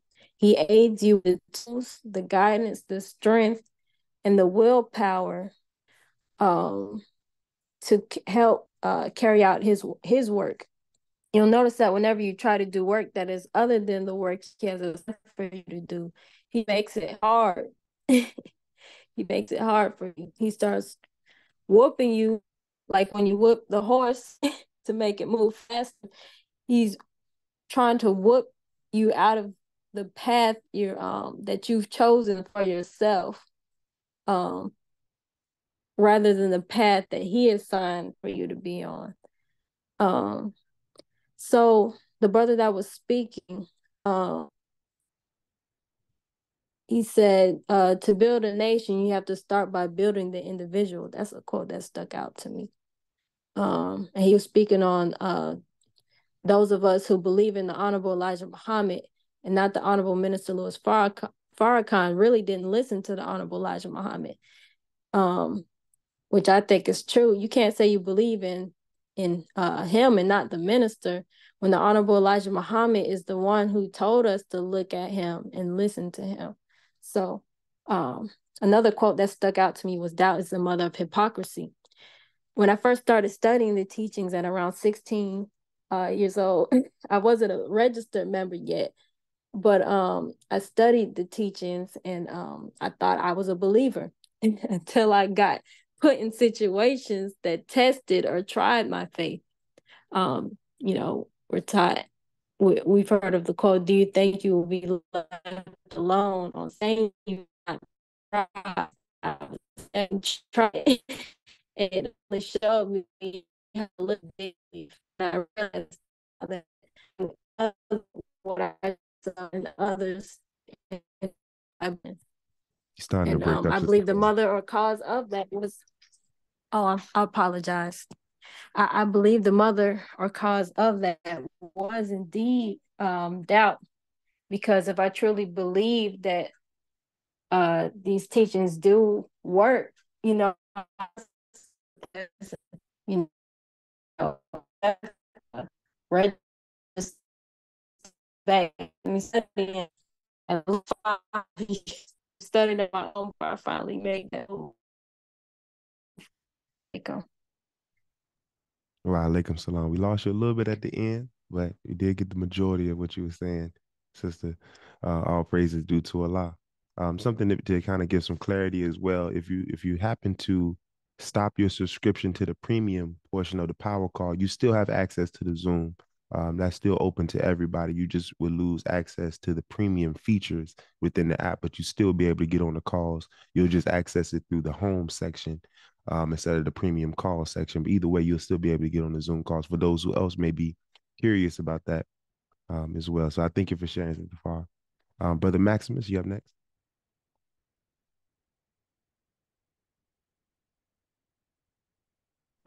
Yes. Can you hear me? Yes, sir. Okay. 1 minute. Sorry about that. Um, okay. What stood out to me was the part about how can you do any, I might be paraphrasing, how can you do anything if you don't know yourself? And the knowledge made me think about something I was reading in Surah chapter 44 when Ava Muhammad was talking about the minister. Um, the Holy Quran is entitled The Drought. A drought is a period of dry weather extended in a time and injurious to life. It is brought about by the absence of rain. As Minister Farrakhan period of silence became protracted, the believers were forced to draw upon that which we had already received and absorbed from him because no new water was coming down to replenish us. During a drought, only deep-rooted plants survived. They provided their own water. Relief from our thirst must come from within. We must ponder over what we have been given. We must demonstrate gratitude for that we have been given. We must reflect upon what we have been given. We must prove the truth of what we have been given by being successful. We owe our lives to Allah and the person of Master Farah, His Christ, and their anointed servant, the Honorable Minister Louis Farrakhan. And it goes back to when he was talking about the teaching and studying the material and the information that was given to us. Let me see. Because it goes back to when he was talking about the open book exam. So in all the books and the teachings that was given through the minister, the Honorable Minister Louis Farrakhan, the Honorable Elijah Muhammad, all the information is there. But if we open up the book and go back and resort and read and take from it what we can, we'd be successful. That's it. Yes, sir. All praises due to Allah. Sister Shireen.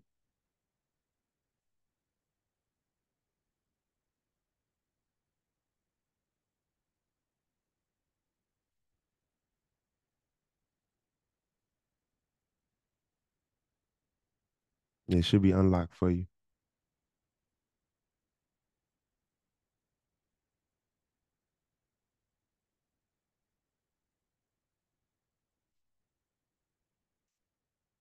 It's not blocked on our end, so I'm not sure. Let me see if I can click on you and see if we can allow it. There we go. Let's see.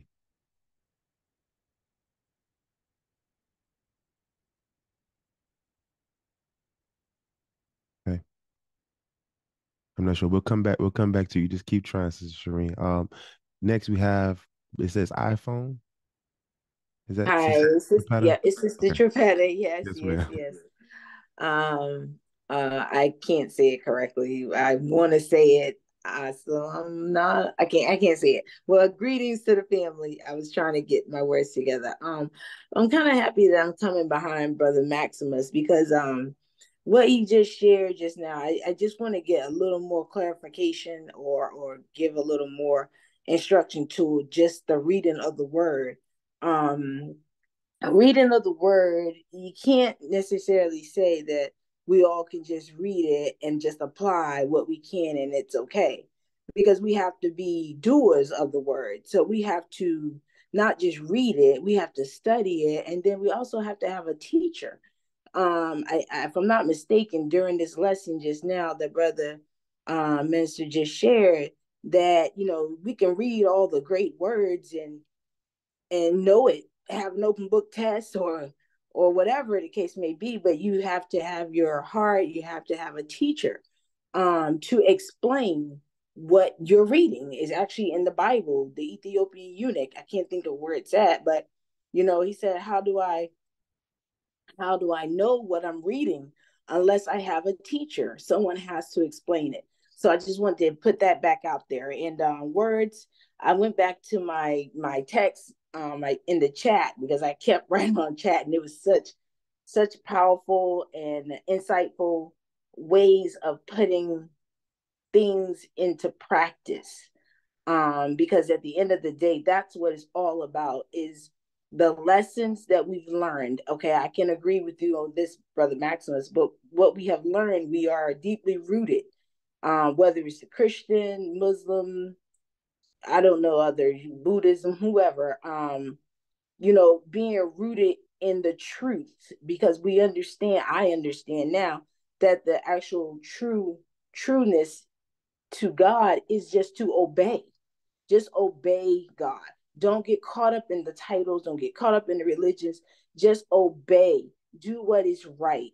I know that I also had shared with a brother who said that he had a hard time when just stopping or getting rid of the negative thoughts. And I just wanted again to share with him, you know, consume yourself with the power call. Consume yourself, you know, with things like change from what you would normally do and replace it with what's good. Whether you like gaming or whether you like different shows on the TV, like you say, you were going to go back to this message, and don't be discouraged if that message is not right there readily available, because sometimes it takes a minute for the replays. But to go to other messages from the power call, because the more you put in is what will come out. So if you're doing a lot of TV, then that's what's going to come out. But if you're doing a lot of the power call, a lot of whatever it is that you're consuming is what will come out. And I will stop because I've been going over my minutes now. But this was a wonderful time, and have a wonderful one, everyone. Stay blessed. Thank you, my sister. All praise is due to Allah. Sister Shireen, let's try again. Assalamu alaikum. Alaikum salam. All praise is due to Allah. Oh, praise is due to Allah. Now it's time. What came to my mind is that the cycles of difficulty and ease that we have faced as a Black community has gotten us to where we are today. The ease that we experienced after the struggle that some of our people fought for in terms of integration. Now we see that wasn't necessarily the correct fight, the integration, because we have lost in the comfort of being in the presence of our enemy, our open enemy. So we can shop in his stores, we can, go to his restaurants and go to his hotels, but now we don't have our own economy that's viable. And our people don't really have a sense of ownership in terms of developing the big industries that sustain a nation. Even with our children, they don't even have a sense of brother and sisterhood in terms of how they relate to one another. There's so much violence among them, and when they are addressed and you say, don't fight your brother, don't fight your sister, that's not my sister, that's not my brother. Like, they don't even have that reference of what was in the 60s and the 70s is the love of Black pride, and even not to shame anybody for their stylistic choices, but even the way our dress devolved down to this almost naked thing that women are doing with the fashion and with the hair, our ability to take on how another culture looks. That was the prize for some of us. That is the prize for some of us right now, whether we can buy $200 and $300 hair that belongs to somebody else and put it on our hair, and then we say, oh, I'm beautiful now, my life is better. It's like our whole understanding of what to strive for has been completely annihilated. Like, I saw a clip and it really hurt me.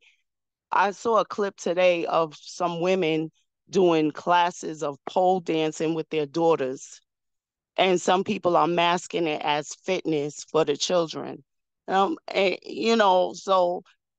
the ease that we have in our society now is crippling us. And sister was just talking about, letting go of some of the time we spend in gaming or watching TV. That's ease.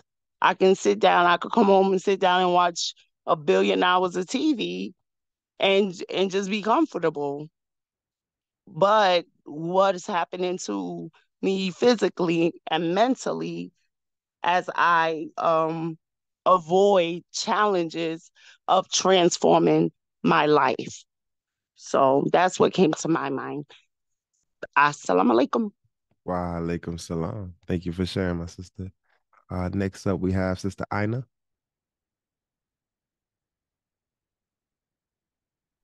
Okay, assalamu alaikum. Wa alaikum salam, ma'am. Oh my goodness. I slept on brother. I saw this video so many times scrolling through YouTube. I was like, no, not yet, not yet. Oh my, yo, that whole video, I'm like a new person right now. He done unlocked all type of areas in my brain. Okay, and I can only think of some right now. When the next person go out, think of a whole bunch of stuff. How you when you on, you can't think of everything. But anyway, all right. The open book test killed me. I was like, when he talked about that, I was like, how could you fail? But the way he explained it, he is exactly right. I never even thought about it that way.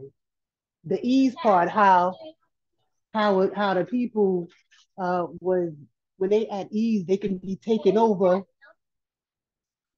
They can be taken over because they sleeping. They really sleeping when they at ease and they have luxury and they have what they want. And then the enemy could come. The enemy could come right in and can take over. And I'm going to end it right there. I'm at work, so all right. Thank you for this moment. All praise to Allah. Wa alaikum salam, ma'am. Appreciate you sharing. Let's see who we got up next. Brother Eric.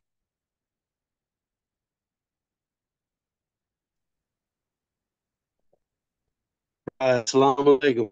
Wa alaikum salam, sir. Hey, I got a whole lot from this brother. For one thing, I just want to touch on what he said about you cannot avoid difficulty.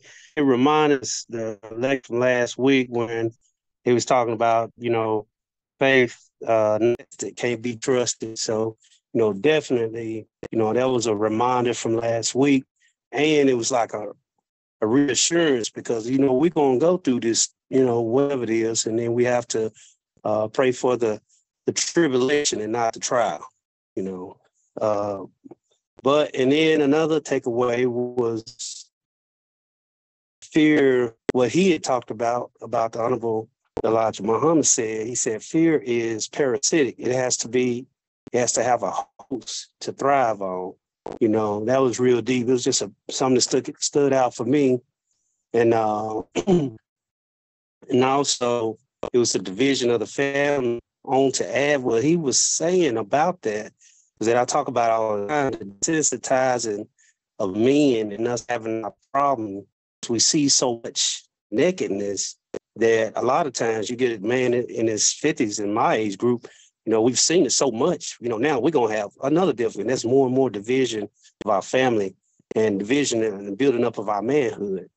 And and then I want to touch on what the sister said. One thing she said that for me, what helps me stay focused and get rid of a lot of the doubt. I listen all the time. I'm fine, but if I'm out cutting grass or I'm at the fire department or I'm doing something, I gotta stay focused on the mission daily. If not, things could creep up in you, and it happens. You get attacked so much, and so it would doubt in you, if you would allow it. So you have to arm yourself, and the more I listen, and everything I have trouble with, something always come up. Like the teachers for today, I need it today, and then tomorrow comes, I need that too. So it just happened over and over, and she said it so. She was so right with the more you spend. So instead of me watch TV, I watch my brothers and sisters. So they'll have to say, peace. Assalamu alaikum. Wa alaikum salam. All praise due to Allah. Thank you, brother. Next, we have Sister Randisha. Yes, assalamu alaikum, family. So a few points that stood out to me as Brother Abdul was talking was one, he was talking about that we're just lip service Negroes. He said that, we do a lot of lip service. And I think about that. Like sometimes we don't think before we speak.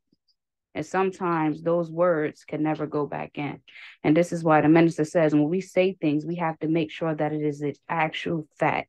He didn't say make sure it's your opinion. He said make sure that it's an actual fact. And if it ain't a damn actual fact, sometimes we just need to learn to shut up. That's one of the things. He also stated that, we failed the test, right? How many of us failed the test in high school? I know I used to be one of them people that I could sleep and I could just remember things. But when it came to the open book test, if I wasn't paying attention good enough, guess what? I failed the open book test. Now I could take a test and remember everything that they were saying and I could be asleep. But when I'm woke consciously, I couldn't get it. So when he said about the mind and the heart, he says that, sometimes it's not about your mind and what you remember, but it's about what your heart and what you're ready to give. When you think about that, right, some of us don't have the capability to learn. Like I said, the Honorable Elijah Muhammad was an unlearned man to this world. He had a 3rd grade education. He said when they came and found him, the only thing that they could see was his eyeballs out the mud. So when we debating with something, we got to think that a Georgia-born black man came to save our black asses. I hope we don't get what you call it, but I really don't curse, but it's just so passionate right now because when we think about it, right, who else could have came for us? He knew Master Farah Muhammad. How many of us would have knew the God when we seen him and whispered in his ear? All I got is 10 cents in my pocket and would have gave it to the God and said, you know what? I know that you're the one that came to save us. Now with a 3rd grade education, people got master's degrees, bachelor degrees, doctorates, and guess what? They don't even know who they're walking with today. Give me 1 second. I'm on the power card now. You're messing up my thought. Now, another thing that stood out to me is when he was talking about Cain and Abel, because we've been on these topics about Cain and Abel, right? And not that God despised Cain, but as the minister stated, is that wherever we go, we're going to have that Cain within us. Or wherever we go, we're going to have a Cain. Everybody's not going to be able to do certain things. But we got to learn to kill that mentality of Cain.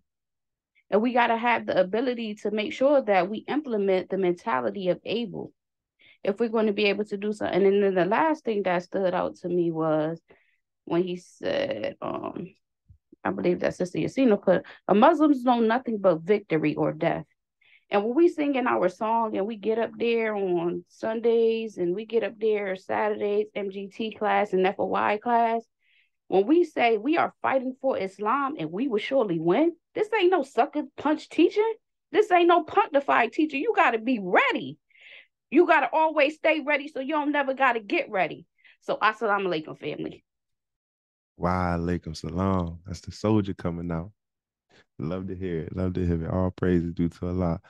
Brother Maximus, you up back again, and then we have Brother Daniel after that. Yes, assalamu alaikum. A little confusing when I was talking about the knowledge of the reading. How I apply it is when I when I look at the teachings of the past, present, and future. So I look at a lot of stuff from the Honorable Elijah Muhammad as and the minister's foundation because it makes me think about the time and what must be done. And there's always a time and season for something. And how I apply it is by when I listen to something I study, it helps me be able to listen to other people. And I give you an example. When I was at the gym, someone was telling me about his diet been a little off and he was battling cancer. So what I did was I brought him the book How to Eat to Live. And the brother came up to me and I forgot I gave it to him. And he came up to me and said, I'm on page 40. And you know what I'm gonna do when my breathing get better? I'm eating once a day, but I'm gonna start eating every other day. You know what I mean?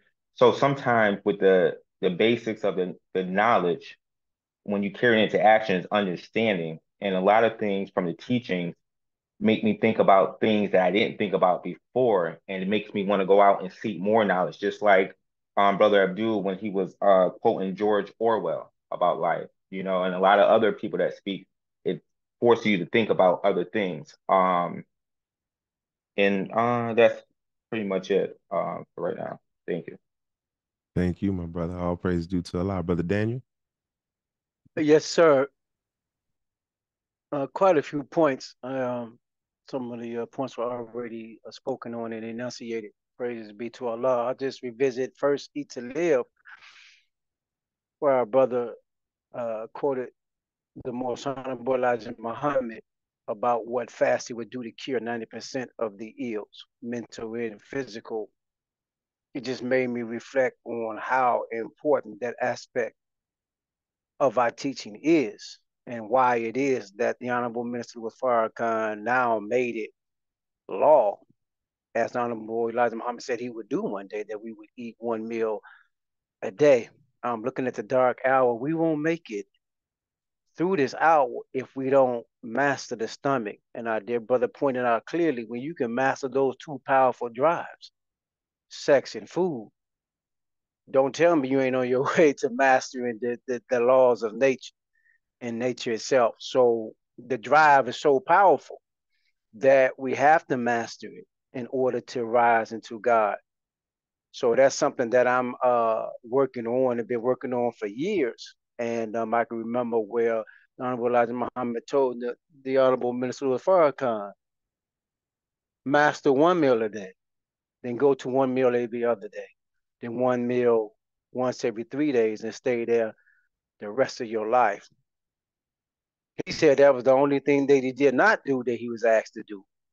I tell myself, well, if that's the one thing he didn't do, he's telling us, y'all take that on. Stop. I did everything else. Do that.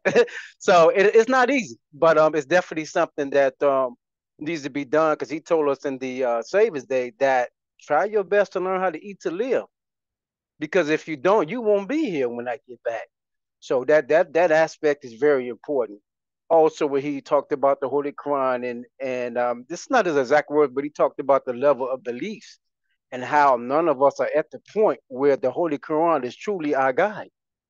So we're all in the state where we fight in submission. We fight to submit and make the Holy Quran our guide. And he mentioned the community that he said, don't say you believe, say you submit, because faith has not entered into your heart. And actually, the Honorable Minister Farrakhan did a whole message to the believers on that and told us, don't say you believe, just say you submit. And one of the believers asked him, well, what you want me to do, brother minister? He said, look, this ain't no instant coffee thing. What do you want me to do? Just submit. And he said, the believer said, that's all? He said, well, ain't that enough? I'll say yes, it is enough. Just submit. Lastly, I will look at the part, just the overall message where he's teaching us that when you get in ease, that's when the trial truly begins. That's what I saw as the moral of the message because, I desire a lot of things of good, but I wonder why is it so slow in coming? One, because you won't submit. Two, you have to develop the character so when you get it, you can maintain it. It reminds me of the minister when Honorable Elijah Muhammad told him, brother, when you find out who you are, you will have to struggle to hold yourself down. So he's a man who was thoroughly tried and tested. So when he came into the knowledge that he's the Messiah, he said, I won't get boiled over with myself. So a lot of times the slowness of progress, a lot of it is deviation, but some of it is, can you handle what you're asking for? And if you can't, then it'll be best that you develop the character and be slow to get what you need. Because as Rome fell, as America's fallen, as the great test of sustaining your righteousness, and then when I give you that, can you hold it? Most won't be able to manage it. So patience and prayer is absolutely necessary in developing the character so that when we come into our greatness, as the minister said, and I close with these words in the Swan song, he said, when Allah shows you your gift, these are his words. He said, that's when a jackass is born. So he said, you ain't got there yet. Just hold on. So those are some of the takeaways. All praises due to Allah. Thank you, brother. Sister Shireen, up again? Assalamu alaikum. Wa alaikum salam, ma'am. Yeah, Sister Rendisha got me fired up. But I'm gonna try not to curse. But but I heard something yesterday and it made me so mad. But it's from one of these intellectual uppity Negroes that, they got knowledge of self, but they acting like it just fell from the sky. It just, there was not a space that incubated it and developed it and nurtured it and gave it a foundation to stand on. They just got it, and that really ticks me off because the quote unquote conscious community, the woke community, they don't give credit where credit is due. And that bothers me a lot too. You know, like I'm ready to start just being like, yo, just shut up. You know what I mean? Like, just shut up, because right now, for all of the wokeness or whatever that you don't have the courage to say where you got it. You can't just say thank you, Elijah Muhammad. Thank you, Minister Farrakhan. You gotta put it on some book or some, and I'm not trying to put down our cultural community and our African studies people. However, why do we keep reaching back to 2,000 years ago and 3,000 years ago and 25,000 years ago and the symbols and the hieroglyphics and the ankhs and all that other stuff when we got something that's for right now? If all that stuff was what it was, then why hasn't it transformed us right now in this present day? So just wearing a necklace or some earrings is not sufficient to raise us from the dead. We are a dead people, and this is a resurrection work. And the teachings have resurrecting power. So if you dilute them to just a slogan or just attributing it to what did Malcolm say, the ballot or the bullet, or these little stupid things that we like to hold on to and act like we militant. No, militant is cleaning us up off of the drugs, is getting our women out of the strip club, is getting our babies real education that gives them knowledge of self, and that includes knowledge of God and the devil. So that, yeah. Yeah, difficulty and ease. So the ease of the internet has a bunch of jokers running around thinking they know something. They read a paragraph off of a Google search, and they think that's sufficient to say they got knowledge of self. Okay, I'm done. Assalamu alaikum. Wa alaikum salam. Wa alaikum salam. How else would they know unless they have a teacher? And how else would they have a teacher unless one is sent? That's the beauty of the teachings, and that's the beauty of us being the best example that we can be to show the transformative power and the life-giving ability of these teachings as well. But we can just put that clean glass right next to the dirty glass, so we don't have to condemn one another, our sisters and brothers that may not know where they got it from. Some of them don't know. So as long as we're striving to be the example, continue to improve self, eventually that will be infectious. Other than the fair seeming skills or the fair seeming actions that are taking place that they may think is knowledge of self. But I appreciate you sharing, my sister. We have Brother Rudy X again. Thank you very much. I'm just reflecting on what Brother Daniel 6X said. Brother, you said it all, and you said it well. Praise be to Allah. So, one of the things that stood out most to me from what Brother Daniel 6X said is when he was referring to Dr. Abdullah. Well, I don't know if he's a doctor, but he is to me. When we were talking about the subjugation of our evil habits versus the urge to relapse into them, I thought that was really important. I was a cocaine user, marijuana, cigarettes, alcohol, you name it, I did it. But now I'm at a point where I'm seen in the streets with a bow tie, a bowler hat, black suit, final call, oils. And this doesn't mean that I'm resurrected, but what it does mean is that I put on an armor of God, so I'm a lot more attractive to the people. But the truth of the matter is that deep down, sometimes I have the thought, which, if I lean on it too much, will produce an urge. So I realized in listening to today's lecture, followed by with what Brother Daniel X6X said and how we explained it, honestly, I thought I was doing pretty good. I thought, Rudy X, okay, you're here now, you're there. No, no, I'm not. So I just wanted to say, Brother Daniel 6X, I appreciate what you said, more so how you said it, because it really helped me to understand the value of these lectures, the value of these kinds of Zoom meetings, and I will strive to just eliminate even the urge, the thought in and of itself with the help of Allah. Thank you, and assalamu alaikum. Wa alaikum salam. Thank you, sir. Thank you. Brother Marcus.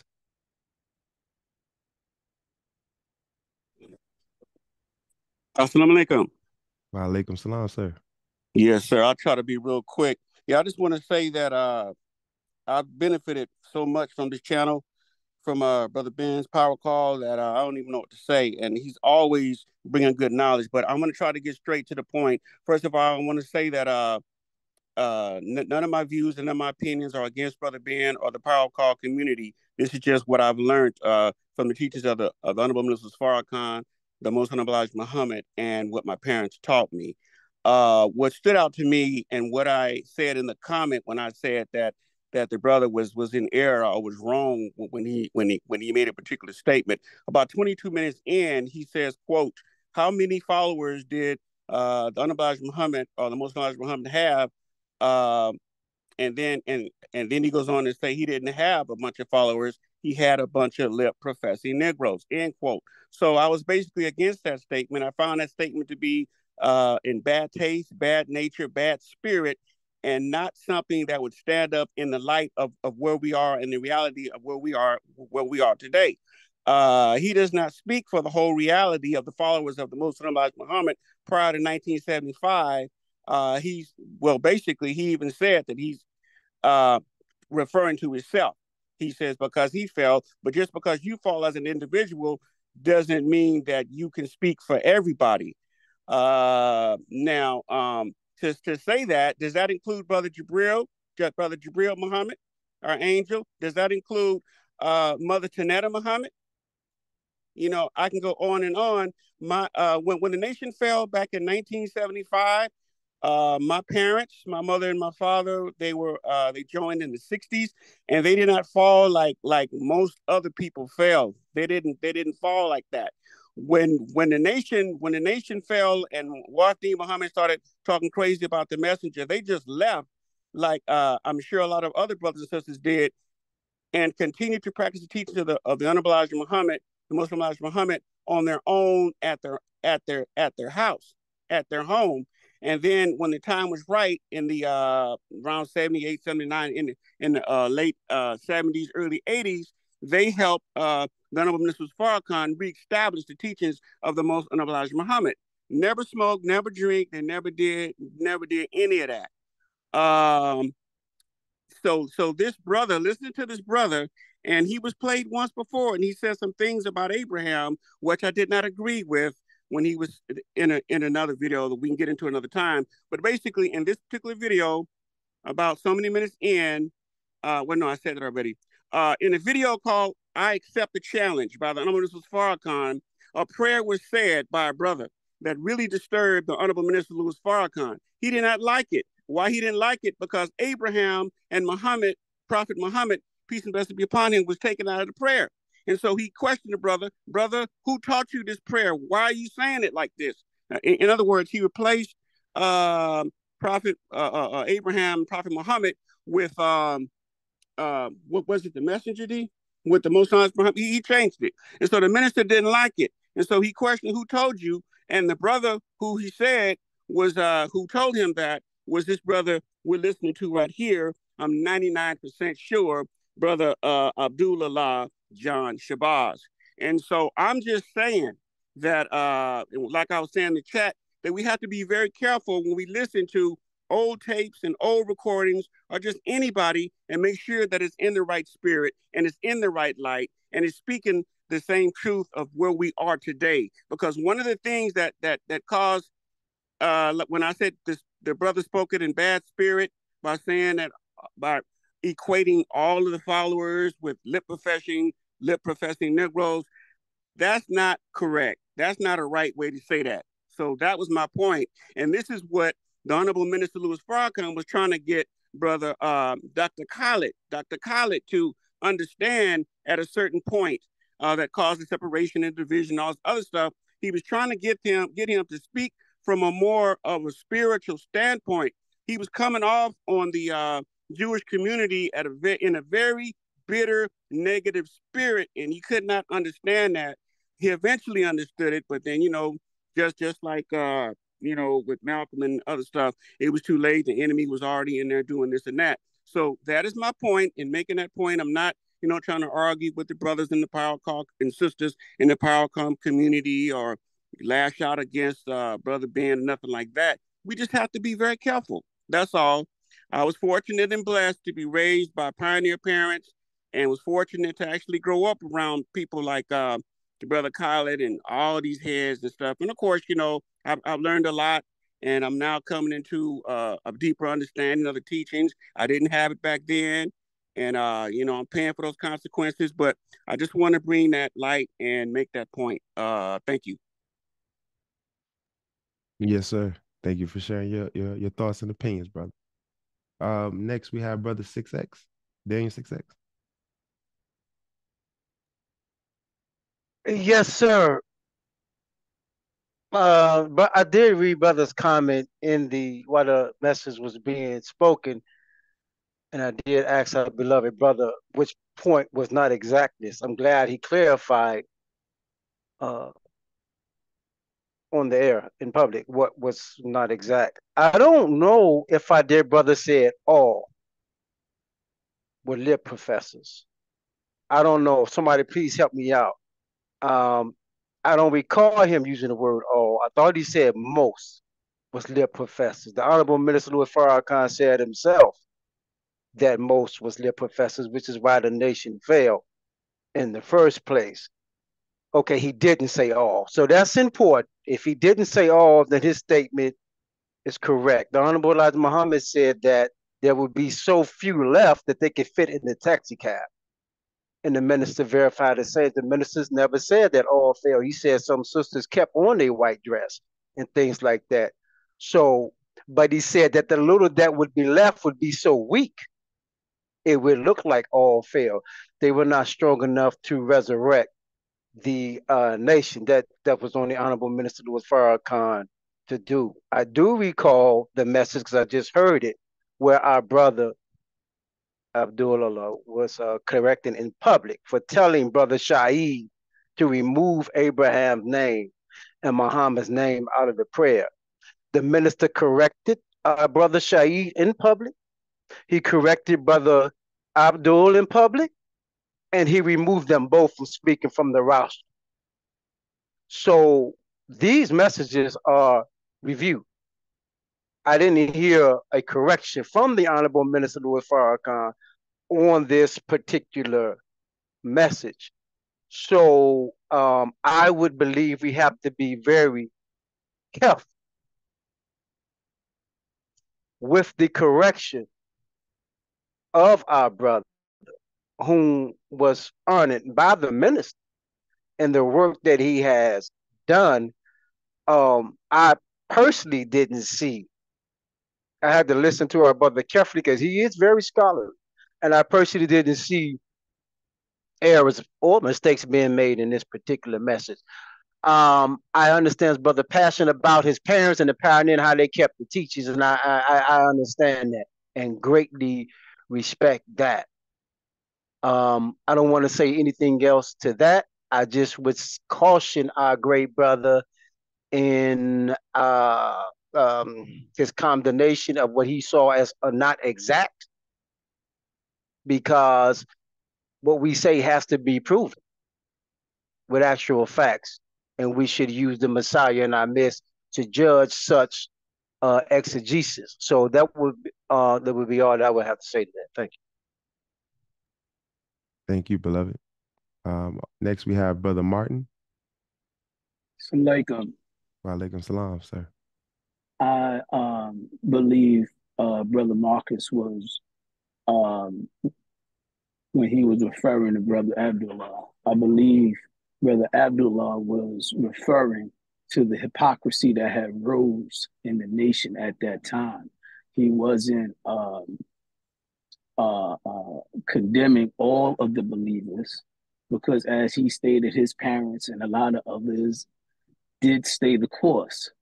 But at the end of the day, the minister and those others did review those lectures, and a lot of the lectures we can't actually excuse me, my voice is a little chat. We can't look at lectures from the 60s and 70s unless we look at the time that was at hand when a lot of things were said. There are a lot of things that the minister said then that he wouldn't say now. Not that he's changed his standpoint or opinion or belief, but at different times, different things have to be said. Something else I wanted to say was that our brother, Minister Abdullah, had a long-running column in the Final Call 1155, and he is a scholar, and he will always be well remembered through the nation for his work. He's ministered at many mosques through the nation, and Assalamu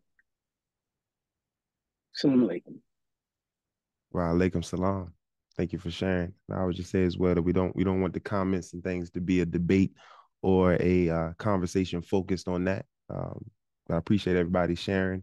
Again, if you have takeaways for what you glean from the lecture today as well, be sure to share those, and just understand as well that we also have those who may be new to these teachings, and we want to make sure that we're always representing these teachings in the best form, always settling on the best part of one another, always settling on the best part of what we're learning and understanding. And I appreciate the brother stating that as well, that context is very important. This lecture is from 1987, May 3rd, 1987. It's not 2023.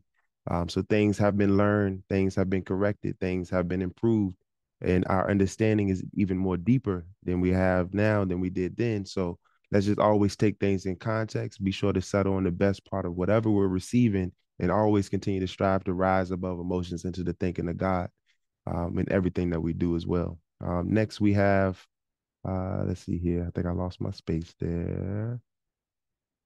Sister Tripetta, I believe you were next. And I was just back, and it was a mic drop. You brothers, everyone has already shared, and so it was just encouragement again, just to know that it's all right for us to ask questions, not in the debate, but ask questions and be able to get a good understanding, and know that it's definitely not an attack. We are here to build each other up. We're giving the feedback from what we understood, and we understand that maybe right now we're in the ease, and the ease is going to have some struggle, and we're going to work through it, and we're going to come out victorious. So that's all. All praise is due to Allah. Let's see here. Brother Marcus, you wanted to comment again? Oh, yes, sir. Yeah, I just wanted to come up. Yeah, I could have said all, but the point I'm trying to make, family, is that our dear brother, and our brother is very smart and all that, or was very smart. You know, may Allah be pleased with him. But the point I'm making is he did not clarify or make a distinction between what he meant when he said that he did not have followers, but a bunch of lip professing Negroes. Okay, so that basically puts everybody in the bunch. And so, like I said, he didn't point out, well, not this brother, not this sister, blah, blah, blah. And so I'm just saying that we have to be very careful when we listen to our brothers and sisters speak, because they could have something in what they say that might be off-centered, and that could lead us astray. So this is my whole point. We have to be very careful. The minister went on. If you can go back to that video I told you, go back to that video. I accept the challenge and play the beginning. And the minister was he was very upset with that. But yeah, when I first heard this brother a while back, I was listening. I said, wow, this brother's deep. And so I started listening to him and studying him and everything. And then I was like, well, how come, more people don't know about this brother? And how come he's not, how come his videos are not, et cetera, et cetera? And then I recently came across this information that I said right here, and what the minister said. What he said in the previous tape when he was talking about Abraham, and he was saying how Abraham, brother Abdul, this brother right here, he said Abraham. He was saying how the Bible condemns Abraham by talking about how he prostituted his wives and stuff like that. And again, the way he said that, it was in the wrong spirit. It was in bad taste. And when we say something in the teachings, we point something out in the Bible. Nowadays, we don't just leave it like that. We give it clarification. We give it understanding. We don't just say that and then end with, well, yeah, all the prophets, this, that, and the other, but the Quran, doesn't mention that. The Quran gets straight to the point. But to leave it like that, that still insinuates and applies that, okay, well, maybe there's some dirt dealing with brother Abraham. And so just small little things like that, which like the brother said, like the Most High Muhammad said, this brother, quote unquote, basically he said, is innovating. When you get to a certain point to where you think you understand the teachings and you can modify and change and redirect, we just have to be careful. That's all. That's all I'm saying, brothers and sisters. Assalamu alaikum. Love y'all. Wa alaikum salam. Sister Shireen. Assalamu alaikum. So I was gonna try and go on to another point about the lecture, but since brother came back, so this is the thing, what we have to do. We cannot get caught up in our personal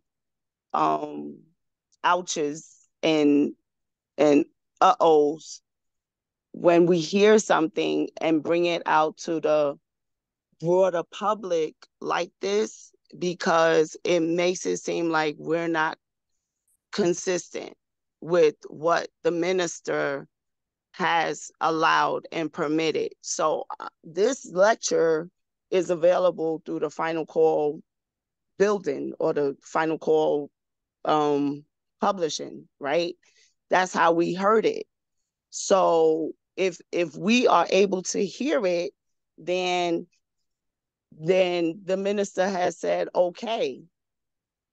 And so he doesn't have to qualify the statement by saying each and every believer that left the mosque was a lit professing Negro, except for brother so and so, sister so and so, sister so. He's saying generally the way that the nation fell was because people said something, and then when the test came, they were not able to stand up to the transition. Okay, and so because of that, and the Most Honorable Elijah Muhammad said it was going to happen, right? So he was one of the people, and he's coming back to say, you know what, this is what happened when we went away. So now that we're back, we got to be careful that we can't let that energy, creep up into us and let us be divided, however the test shows up. And then he gives us some background information to help substantiate what he's saying and to strengthen us, because when we get the ease, that's when we're going to get sloppy. And so now look at how we are. We're in ease. We're in our homes. We're listening to a lecture. We're discussing it. And now we are critiquing somebody that helped to rebuild, that came to the aid of the minister and assisted him in this mighty work. So no matter how powerful the people felt in the absence of the Most Honorable Elijah Muhammad, they were still not powerful enough to stand up the body. And that's what he's saying. The body was weak. Not the individual, not the, some hairs on somebody's head, not the fingernails, but the whole skeletal system collapsed under the pressure that came from outside and inside. It was a double attack. It came from the outside, it came from the inside. And that's what we could not stand up to. And so Brother Abdullah, he might have some delivery. He might have had some delivery that wasn't pleasant for everybody to hear, but even in a moment like that, we are to hear it and then acknowledge, that makes me feel some kind of way. Why is that? And explore it. But we need to be careful about bringing out what makes us uncomfortable when one of the ministers' student representatives come out in front of the body and gives a message. We have to be careful about how we break it down and how we receive it, and then push it out to everybody, push our emotions and feelings out to everybody else, because we're also taught to rise above our emotions into the thinking of God. So why were we allowed to hear it even in the first place? So that's it. Assalamu alaikum. Bye. Wa alaikum salam. Thank you, sister. We're going to end it off with Brother Javier because I need to go get my daughter in a few minutes. Go ahead, my Brother Jay. Peace, family. Can you hear me? Yes, sir. All right. So, two things that stood out to me, just watching the lecture, is one, overcoming ease, and it make me think about the quote, "Success breeds complacency, and complacency breeds failure." And like what I got from that is, it's kind of like I love music, so I think about like my favorite artists when they first getting on, when they trying to overcome the difficulty of breaking through the industry, and then they achieve their success.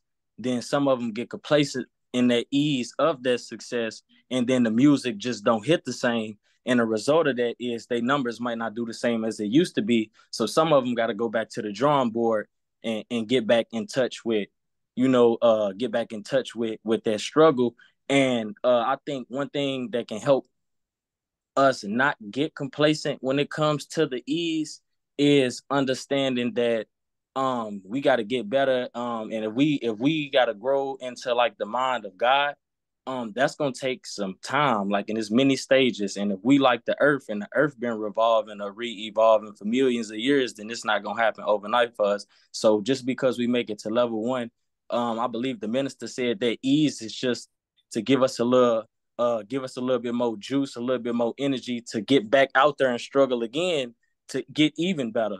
So that's just something that made me think about. And then the second thing was when he basically was talking about how just because you gave something up, that don't mean like the urge is gone. Like overcoming the urge and resisting the urge is two different things, man. It just makes me think like how powerful words are. And you could say for example, I'm striving to overcome smoking marijuana, and let's say I go 3 years without, but I still have that urge when I see somebody smoking, whether I don't let it get to me or not. But just because I still have that urge, that means deep down inside somewhere it's still in there. I haven't overcame it, and that was just something powerful to think about, because I'm so anxious to overcome this. Will overcome this, but it's just a lot more steps, and I'm gonna leave it right there. But that was definitely it was a powerful call, man, today for sure. All praise is due to Allah. Thank you for sharing, Brother Jay. One Yes, thing I sir. will say is you brought up some great points in that, and I ended off with this as well. We're taught that 100% dissatisfaction produces 100% change. So as your dissatisfaction for the desire that you have to smoke continues to increase, and once you get to that point of 100% dissatisfaction in that, and the results of what comes behind smoking that, you will produce the change that you need. That desire will remove itself. And then you also made a question, or maybe not a question, but you made a statement in the chat as well about doubt. And understanding that doubt is really rooted in unsurety.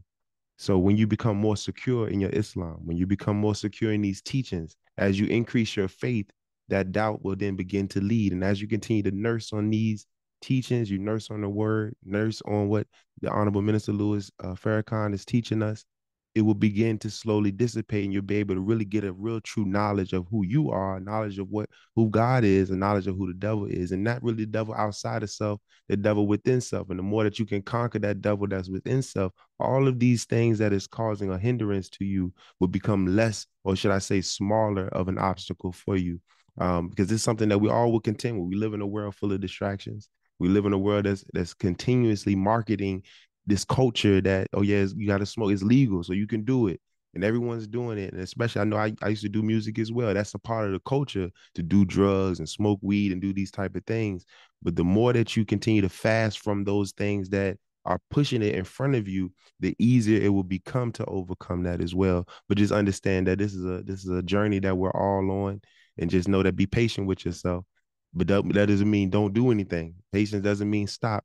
It means be patient to yourself, be understanding of your process, and understand that you will overcome it, and continue to remove that fear by seeking refuge in Allah, praying and really asking for that desire to be increased in you to be able to remove that as well. So I just continue to wish you success, brother. You got my number and things like that as well, brother, so you can always reach out to me if you need help.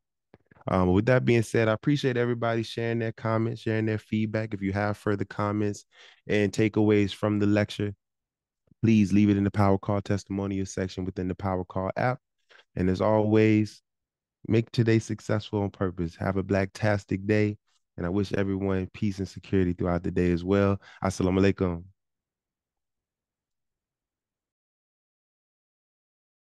I don't have the outro like Brother Ben, so it's just going to end. Assalamu alaikum.